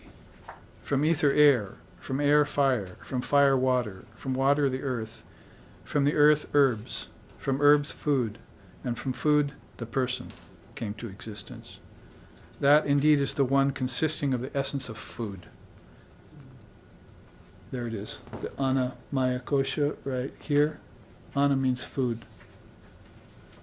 That's why Annapurna is here. You see, the goddess of food. She feeds us, you see. So Ana Maya Kosha means the covering consisting of food. You can see it here. It's the outermost of the sheaths. It's basically what Western science and biology and medicine and so forth, people in general, attached to as the self. They think the body is the self. That's called parasparajasa. Means people superimpose the body over the self when it's not.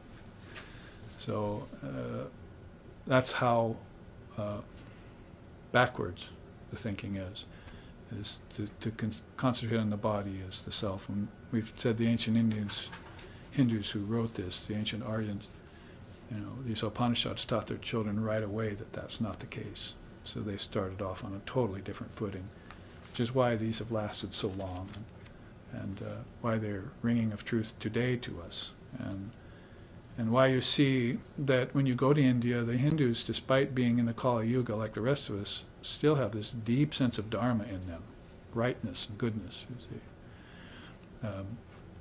Generally and throughout, that's true there. And even despite the poverty and so forth.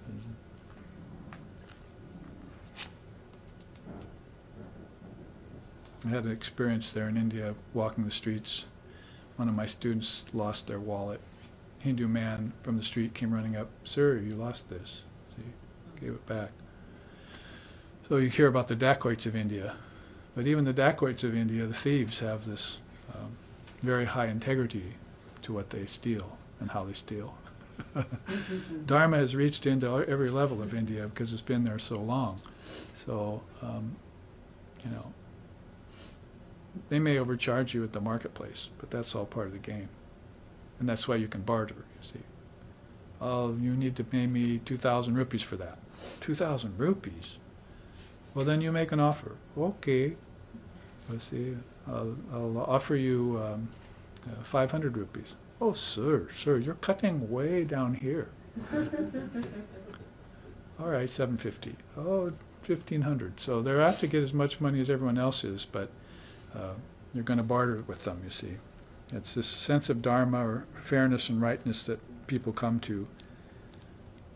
And so here we are, Lesson 2, Sloka 3, talking about the Annamaya Kosha. Now, I don't know if I've reached that place yet.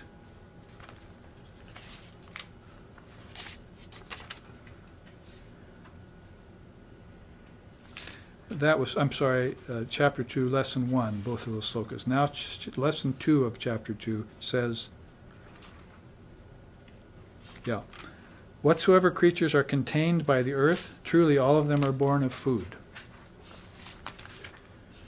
Likewise, by food and food alone they remain alive. Moreover, they return to it in the end."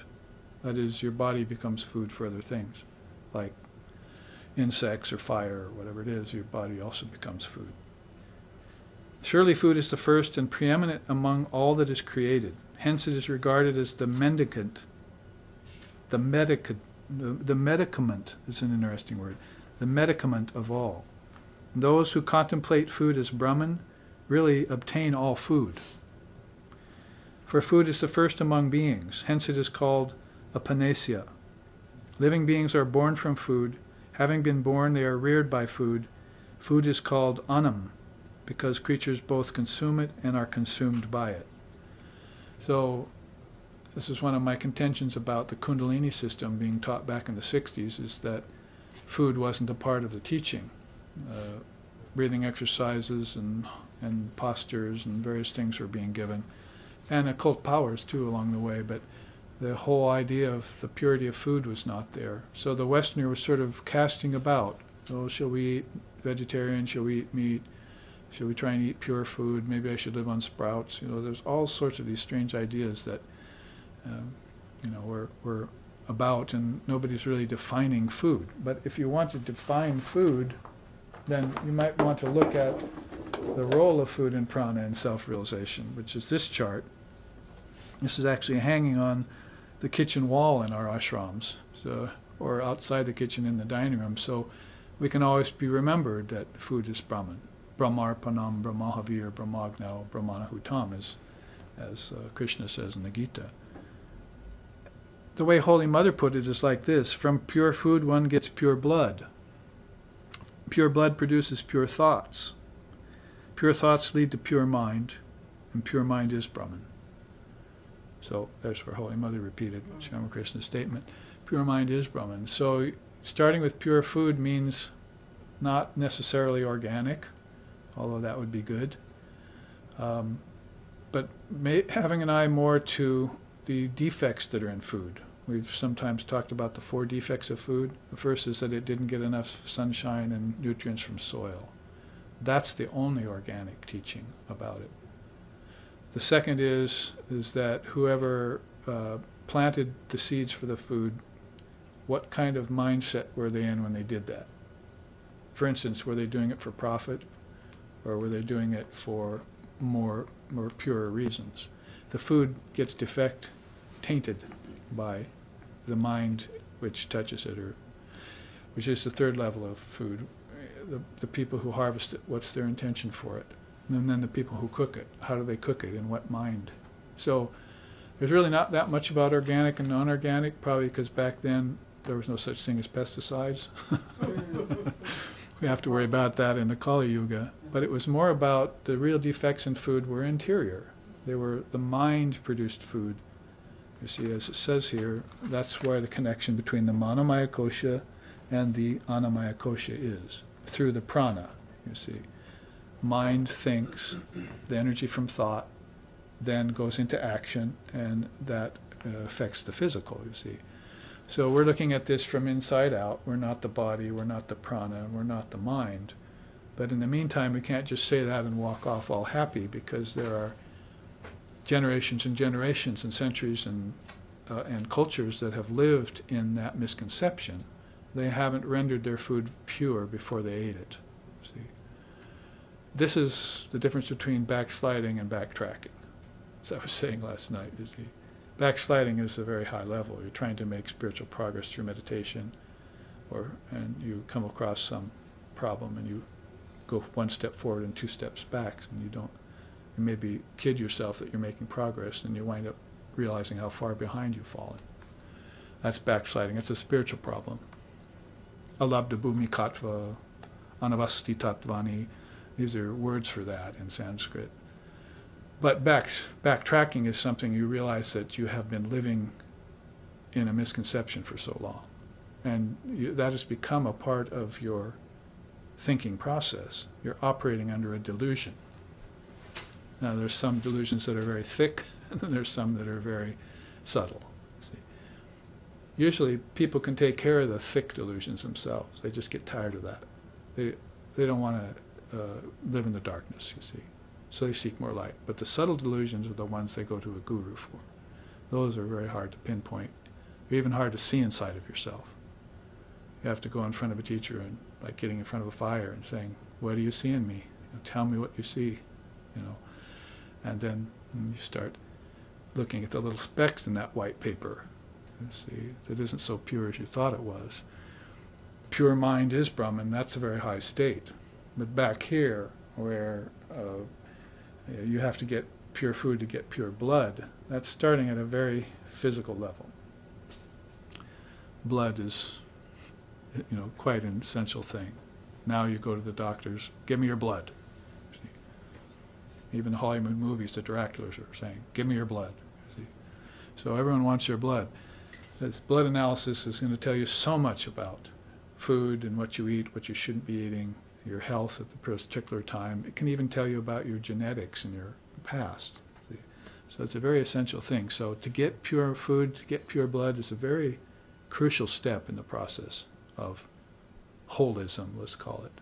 You know, our idea of holism in the West is just eat good food and exercise, matter done. See? But to arrest the prana, to make the prana flow and arrest it at will, and to use all of this to purify the mind is practically unknown. The psychological levels of things that people are delving into, you know, that are so important. You're erasing or deleting, erase, you see these problems in the mind that are getting in the way of your living a dharmic life, or a divine life even. So, pure food then gives you pure blood will give you pure thought. And this is why maybe you're not having pure thought, because there's something wrong back there in the first step. So this is backtracking. You see, oh, I better go back and improve my eating habits. I may have to remake my whole system, because my fathers and mothers ate meat, and you know, they ate back canned food, and they ate preservatives, food with preservatives in it. They ate out of a can. They ate pig, you know, just things that you shouldn't be doing. And now it's become a part of my very makeup. And therefore, if I try to go vegetarian, I suffer. But you're going to have to remake the system to become vegetarian. Jewish rabbi just told me last month, before the flood, all humans were vegetarian. They didn't eat meat in Judaism. So what man was never intended to eat meat. Now, so you'll find corroboration with that in many of the Indian teachings and philosophies. Whether it's a moral judgment or not, probably not the case. It's more like, you have a problem, you have to backtrack to fix this. Replace something for something else. Change, make a change in your diet, and see how things happen for you. See? And in a Kali Yuga, changes can go many ways. Let's just say it that much. So, whatsoever creatures are contained in the earth, truly all of them were born of food. So you have to get this, say if you have to backtrack, get your food under constraint. These habits of bad eating, obesity, all sorts of things will come into the picture. Swami Vivekananda didn't like that the Indians were living only on lentils, you see, and rice. He said they've become a nation of dyspeptics, so they've got to eat some more, you know, rigorous food to get them back out of their generations of habit. So for America and Europe, it's going to be maybe we should, you know, stop eating meat. For the Hindus, maybe they should start eating meat. Well, that's what has happened. I was meeting with an Indian couple just in San Francisco last week, and when we were young, back in the 80s, all of India was vegetarian. Now, 2000, you hardly find that anymore. Most of India is beginning to eat meat. So we're not putting this forward as a teaching on a moral level, because Vedanta, you know, Hinduism has an issue with meat eating, but Vedanta doesn't really.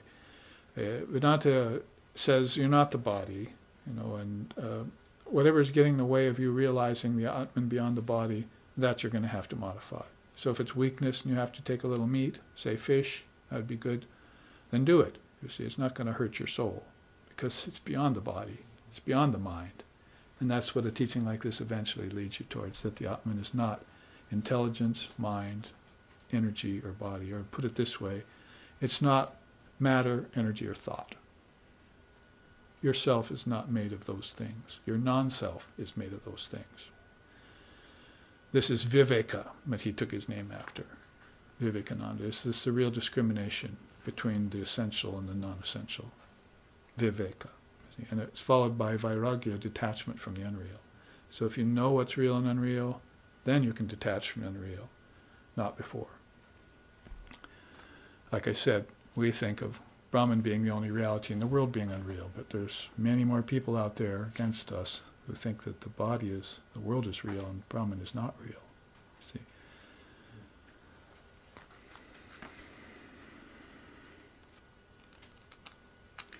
If we go through this quickly, and I can give you the main gist of it because we've taken it up before in our retreats, this is what you might want to know to start off. Food taken with an ignorant or brooding mind turns to poison in your body.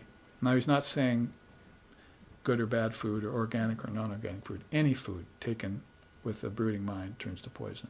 You can meet the best, you can live on rice and vegetables and still be a brute. See? And you can eat pig only and be a saint. That's for a higher level of understanding. So people starting off with this diet and so forth, they're going to have to be very careful about what they eat and find out what works for them. There are a lot of people in the West that are backtracking to do that now. They're going to naturopathic doctors, and even doctors who are allopathic are starting to see the importance of what you eat and start to suggest that you change, you see. So that's happening after, what, 4 or 5 lifetimes of Americans? It's only a 200-year-old country, so Americans could have only had about 5 lifetimes in that time. So you're going to have to look back and find out your connection to food. It's not just genetics and heredity we're talking about here. And DNA, that's a physical liquid, you see, and particles. But you're going to have to look back to the mind that formulated everything out here. And it set up who you were born with, why you're the way you are, this kind of structure you came with, the way you look and all that. The physical cause of that is in genetics and heredity, but the subtle cause of it is in the mind. Mind produces as many bodies as it wants, and nature is there to provide the elements for it. So consciousness is at the backdrop of all of that. You see, witnessing it. If you get a hold of consciousness, you'll make wise choices, and you'll come out healthy, you'll come out strong, you'll come out free. See? You'll be born free, which is not just for lions. It's for lions of Vedanta too. See? So, food taken with an ignorant or brooding mind turns to poison in the body. He says, food taken with clarity of mind conduces to perfect health. It is the fire of yoga in the form of physical, vital, and mental purification that makes the difference. So you'll eat everything consciously with a positive state of mind, which means you can't be driving a car while you eat, for instance, or watching TV while you eat, or reading a murder mystery while you eat. That's thought taints the food. Okay? And you can eat just when you eat, just eat, see, and keep your mind in a high state. Not so much that my taste buds have gone away and I can't enjoy flavor. And people think the monks just don't enjoy flavor. Well, they don't eat very rich foods and so forth. They eat very simple foods. But they enjoy their food more and they get more benefit out of it because they're using mantra over it, and that's the next step. Food with mantra. The mantra, uttered in deep meditation when blessed by such sacred words, renders pure food into prasad. So take the best food you can get and say the mantra over it, and know what the mantra means. Om Brahmarpanam Brahmahavir Brahmagnao Brahmanahutam Brahmaivatena Gantebhyam Brahma Karma Samadhina. And then what does that mean? It means Brahman is the food, which we just learned. Brahman is the one who's partaking the food. Brahman provided the food. Brahman is the energy in the food. Brahman is the articles on which the food is placed. And Brahman is the act of eating the food. Those who know this simple truth reach the highest state of awareness and have their karmas destroyed. Brahma Karma Samadhina. So now with that, before every meal, and pondering the meaning, you sit and take the food with a pure mind, you see. And you take it for 15, 20 minutes, half hour, whatever, and you clean up and leave the table. And then you go apply the same standard to your actions and your thoughts, prana and intelligence. That's the kind of food, isn't it? And it's always ingesting. You're breathing air, so you're ingesting prana, and you're thinking thoughts, so you're ingesting wisdom from holy books and so forth. So it's all part of it. So food with mantra is the first thing that is done by more aware people It's not being done by people who are seeking health. So they become healthy animals. That's all. They're not becoming awakened souls, you see. And what's the next step for the person who takes mantra and applies it to food? Mukhya prana. Mukhya prana supports the organs, sharpens the senses, maintains life in the body. It must be invigorated by the ingestion of pure food, otherwise ill health results. So now you find these yogis who are living in a state of health all the time. If a cold comes, they say, my body has a cold, but I don't.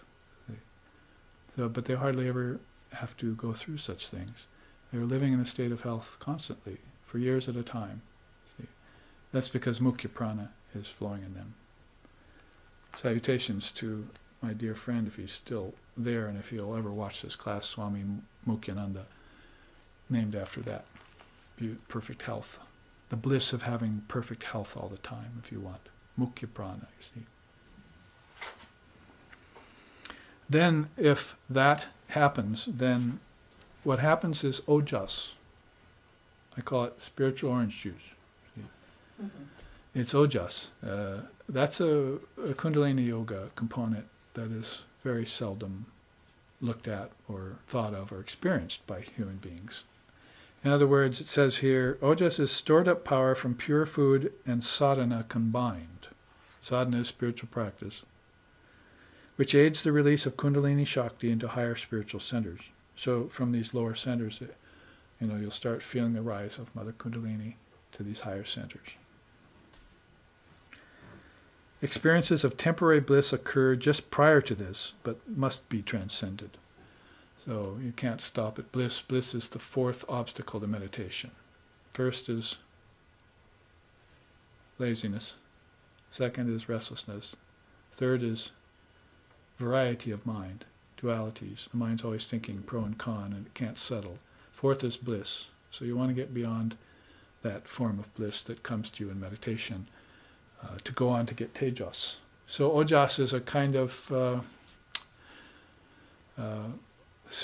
refined energy from food, mantra, and practice.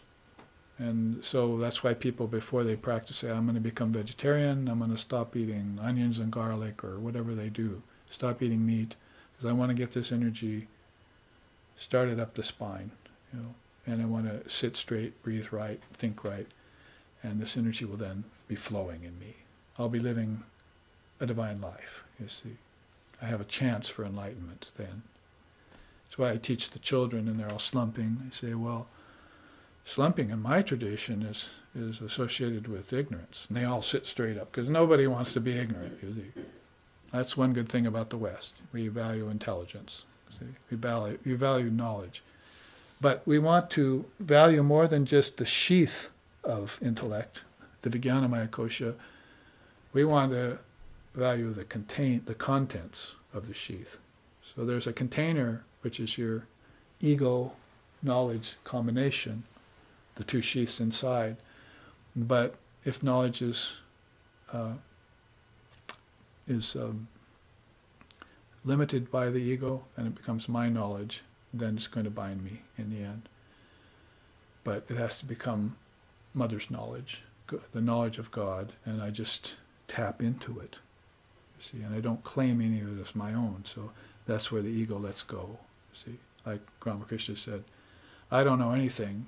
Divine Mother of Wisdom sits in my throat and talks. Goddess Saraswati sitting here talking. I don't know anything. So he had completely let go of all of possession of knowledge. The unknown knower, you see, right? Go back. Unknown knower, unknowable knower, see. So ojas, then refined energy. If you eat good food, do the mantra over it, and then start practicing the energy you get from food, you put it to use by meditation, by study of scriptures, classes, by devotions or worship like we'll do tonight in the shrine to Sri Ramakrishna, and then also in your work. So you serve other beings. You serve God and other beings. Your work is not for money or for fame or for any kind of gain. It's to serve God in others. First rule of thumb, karma yoga. See? And nobody's doing that. They're all doing it for gain. So you let go of that. And you're practicing, all of a sudden you're a karma yogi or yogini. Now, that sounds like a sort of apex, but there's a higher place to come to called Tejas. Tejas is a great light that's shining off of these souls. The Noble Eight of Buddha saw it, 12 Apostles of Christ saw it, the 16 direct disciples of Ramakrishna saw it, shining off their ishtams, coming out of their pores, as it were. Almost a physical light, almost palpable. So probably those who are a little bit intuitive or psychic saw this light, coming off. And the others felt it, sort of like the difference between seeing the light of a fire and feeling the warmth of a fire isn't that much, you see. Depends on if you're a mystic temperament or if you're a psychic kind of temperament. They're basically those two kinds of temperaments. Under Tejas we hear said, it's the emanation that exudes from the pure yogic state, a subtle light that transforms. By its presence, illumined beings inspire and uplift those who strive and suffer. It also gets utilized for continuing realization and for training others. This is spiritual transmission in its fullest manifestation, among those who can inject Brahmajnana and those who have made themselves fit to receive it. So, my teacher used to say that the West needs an injection of Brahmajnana. And he was there to give it to us. So he could only give it if he had reached the level of Tejas. Food, purified by mantra, the energy of it used for sadhana, and then this light, you see, shining from it. It's kind of the cut to the chase, nutshell teaching of the whole process. So you put that into practice, at least if you're a follower of tantric systems like Kundalini Yoga, which is also a Vedic kind of system too. The rest of it is just kind of a step-by-step of how it happens. Quickly, we could take that.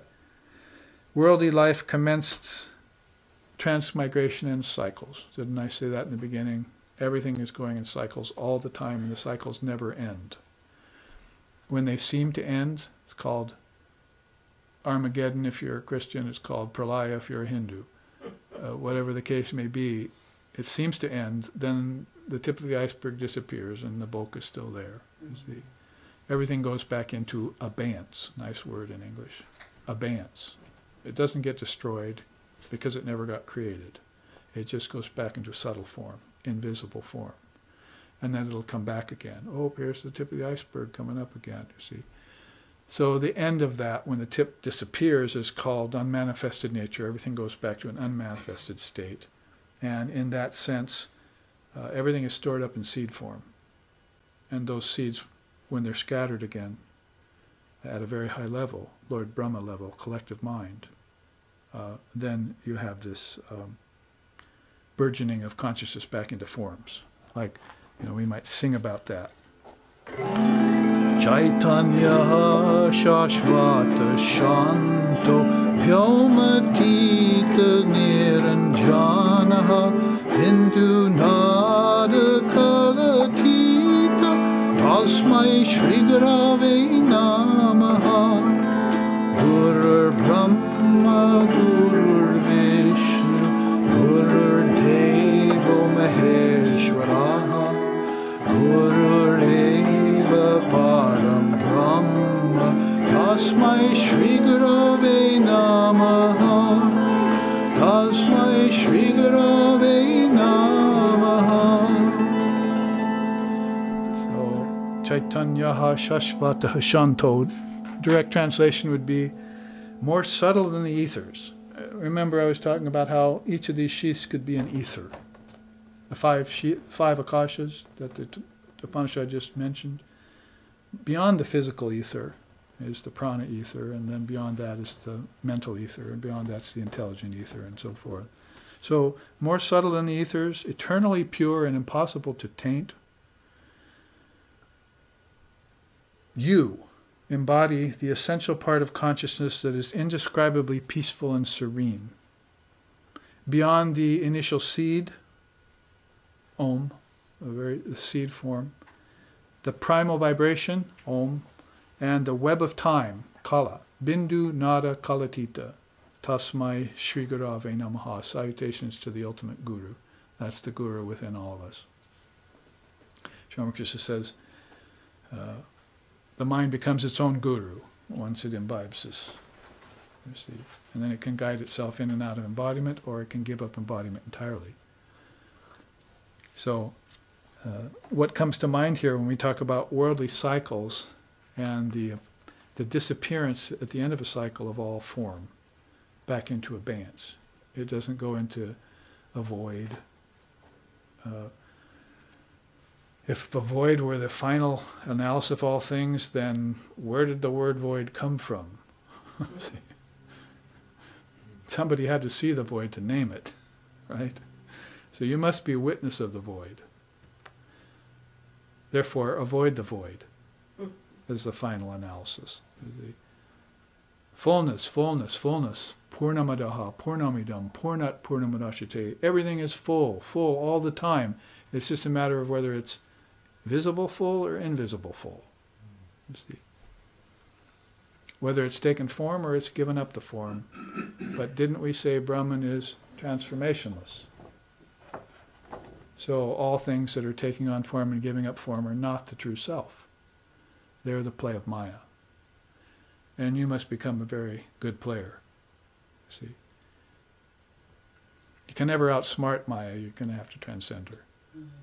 She's got it all over you. Or Vivekananda put it, you are never in Maya, Maya is in you, so get rid of it. You just think you're in Maya, this dream.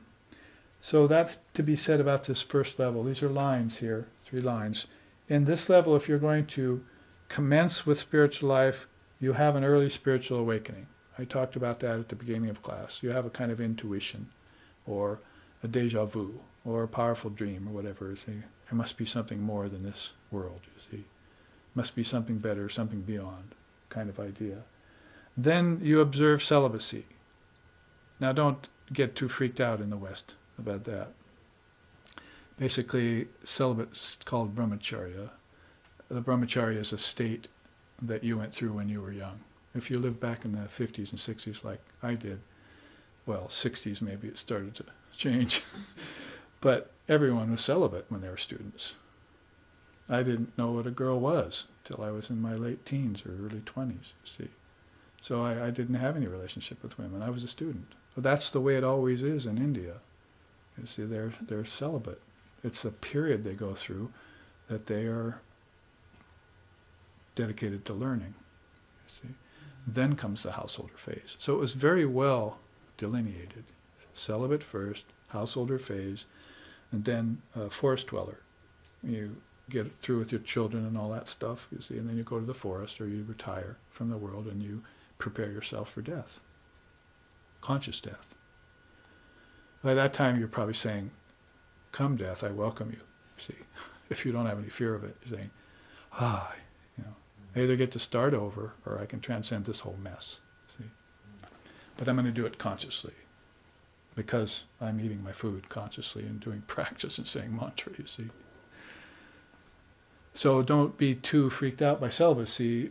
If you come to a promiscuous culture like the West and the Swamis and Roshis and Rinpoches and people have come here, then they find promiscuous people or people who are liberal, let's say, then you're going to want to teach them, maybe they have to backtrack.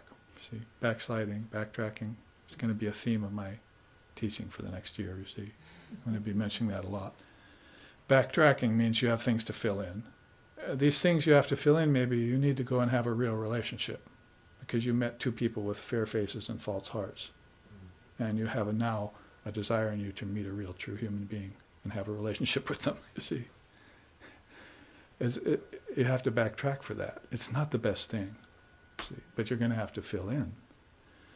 You're very fortunate if you met, when you're in high school, your soulmate, as it were, you see. Oh, we don't believe in soulmates. Vedantists don't have sweethearts, the teacher said. So whatever the case may be, from where you are and what culture you're in and what you've experienced and what you have left to experience, you need to fill in these gaps. And for better or for worse, as they say, it's just a fact of existence. But it would have been better on, and it's the same with your spiritual path, if you had have come to one teacher, one path, dove in, found your way to the end of it and reached a goal in one lifetime. Then the meaning of your life has been fulfilled. Otherwise, you're coming back again and again, searching for that meaning. Sri Ramakrishna said, like a musk deer runs around the forest looking for that scent on the wind. See? You know where musk come from? The navel of the deer.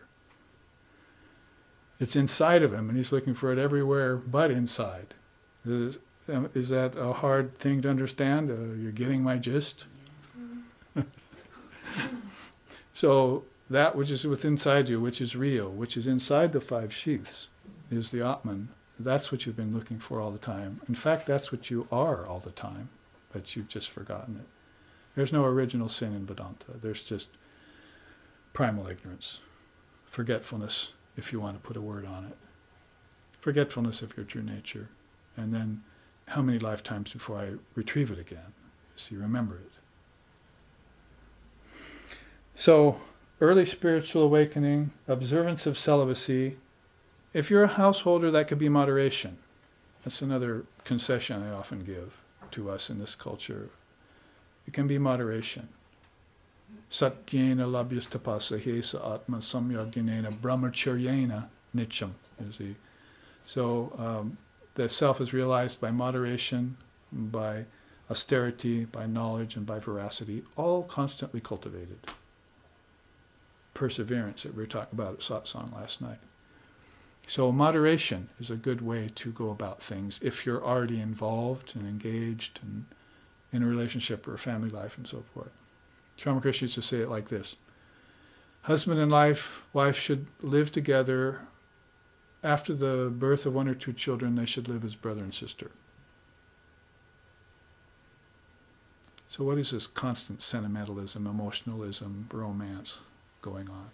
Swapping spit all the time. What is this? Get over it. See?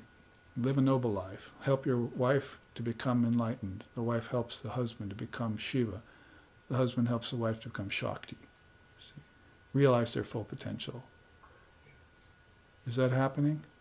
If that were happening in neighborhoods around us right now, we'd be vibrating with Tejas and Ojas, you see. We'd see it evident in everyone and everything. Like Sri Ramakrishna, I saw God in the mating of a dog and a bitch once. See?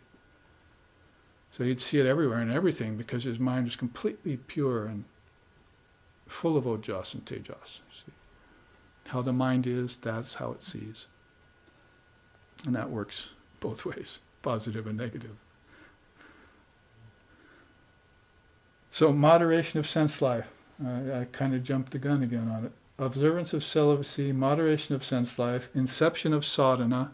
See, this is going straight across the board in a way, as close as I could, with these properties, these qualities that get refined in you.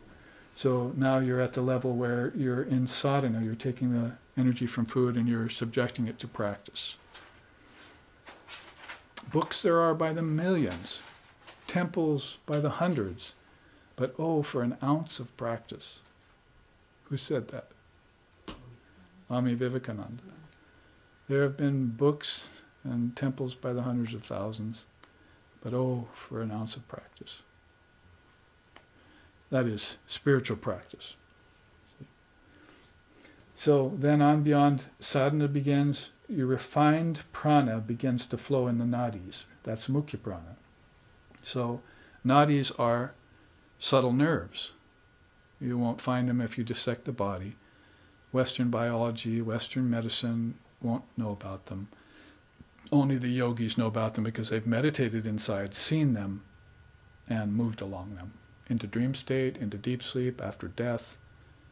In their meditations and thought processes, they've moved along these inner channels.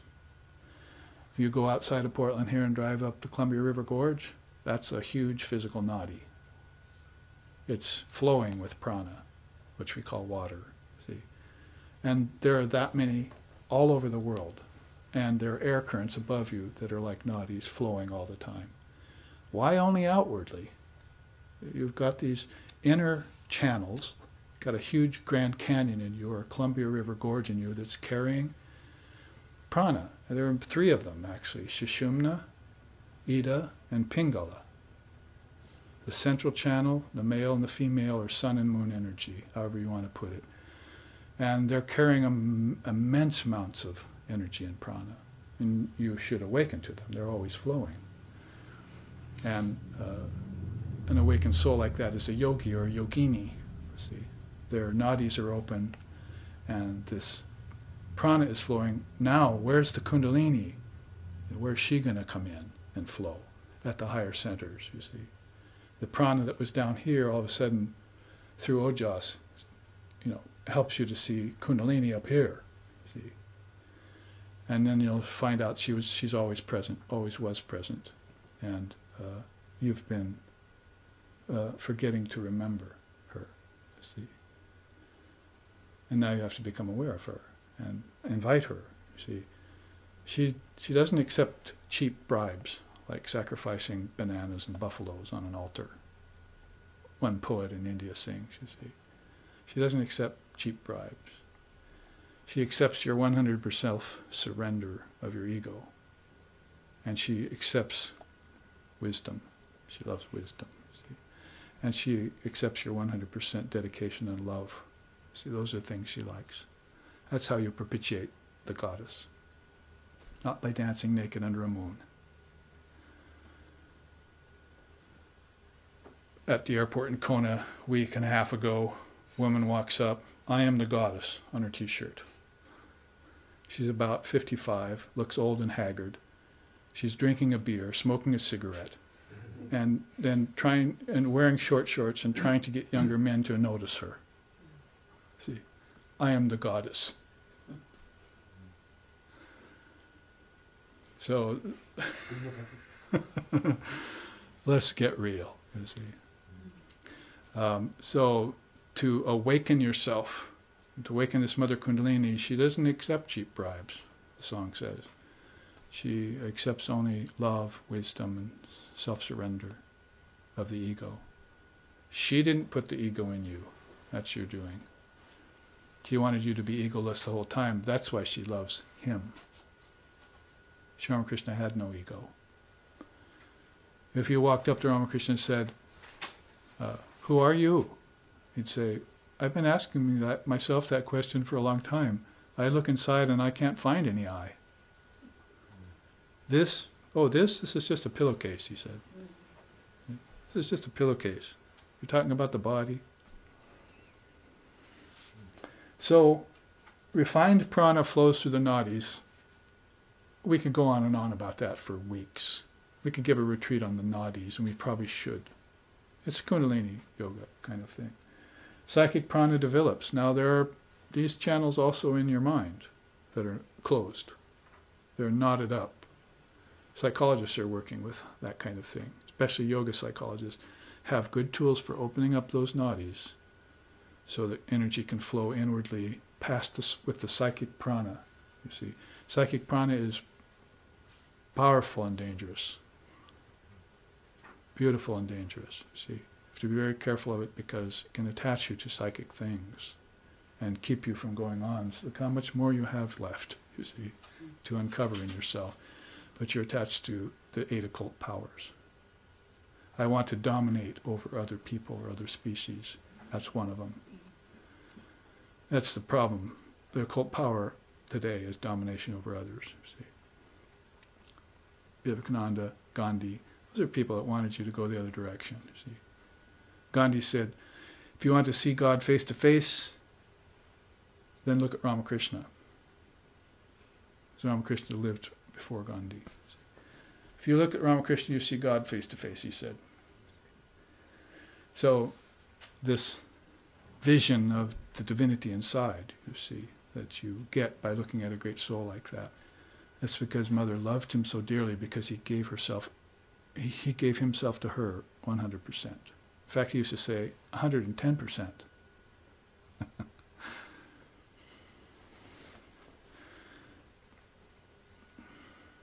When psychic prana really develops and moves past those blockages of domination, levitation, making yourself beautiful, vanity, all that kind of stuff, which are occult powers, and you get this release of Udgata. It's what people are calling Kundalini, but it's what not yet fully unleashed Kundalini. It's like me speaking in the microphone. Testing, testing. That's Udgata. She's in there and she's making an announcement. Are you ready to ascend? Inward ascension, that is. Are you ready to inward ascend? And so you're having a powerful experience of her. And if you fail the test, then she drops. She falls back down to the lower centers and waits.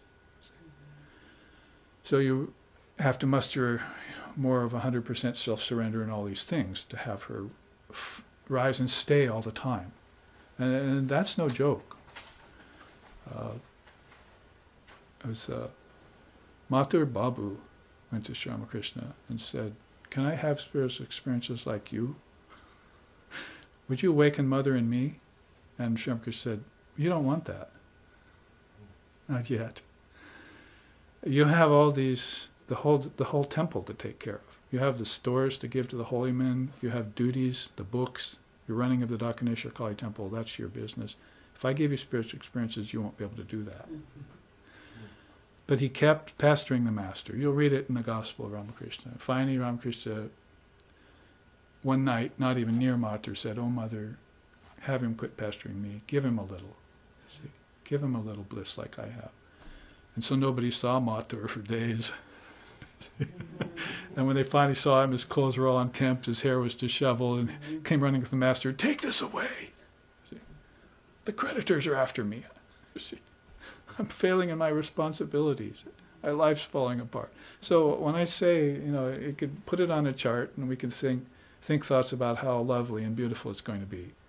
But you're going to have to be qualified, prepared, and ready, and expanded, which is why the nadis, both at the mental and psychic level, have to be expanded first before Kundalini visits. If you force your hand, then you become a kook. There are so many kooks running around pretending to be spiritual. And they're both aspirants and teachers, by the way, are pretending to be spiritual. And this was premature awakening, as it were. They forced the hand by some strange austerity, see, and prematurely awakened that kind of power. So tomorrow we're going to start on with this level. I leave you for the sequel, you see. We've been through the serial, you see. Now you're all excited. I hope you'll come and see what this higher level of food is about. Because we're talking about the Annamaya Kosha, the food sheath, how it goes into the Pranamaya Kosha and the mental Kosha. We're really taking three koshas here at once in these lessons that the Taittiriya Upanishad is giving us in Chapter 2, Lesson 2.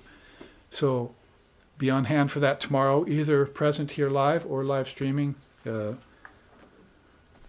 former is best to be right here in the transmission itself, but if you are far away, then second best would be to tune in on your computer. What better use for a computer than that, SRV says. So here, let's end with the chant for today.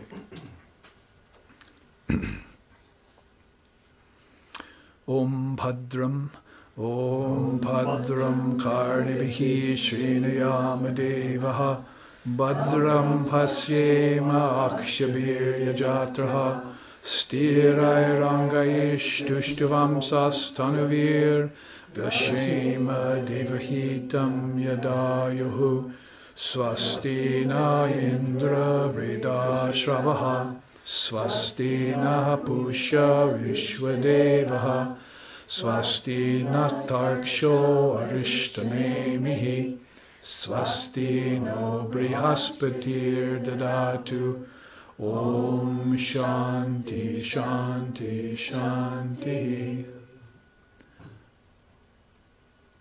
May we hear with these ears what is good and spiritual. May we see with these eyes what is noble and uplifting. And may we, while worshiping the Lord and Mother of the Universe with healthy minds and bodies, live a life which is beneficial to ourselves and to all other beings. Om peace, peace, peace. May peace be unto us, may peace be unto all. Om Hari Om.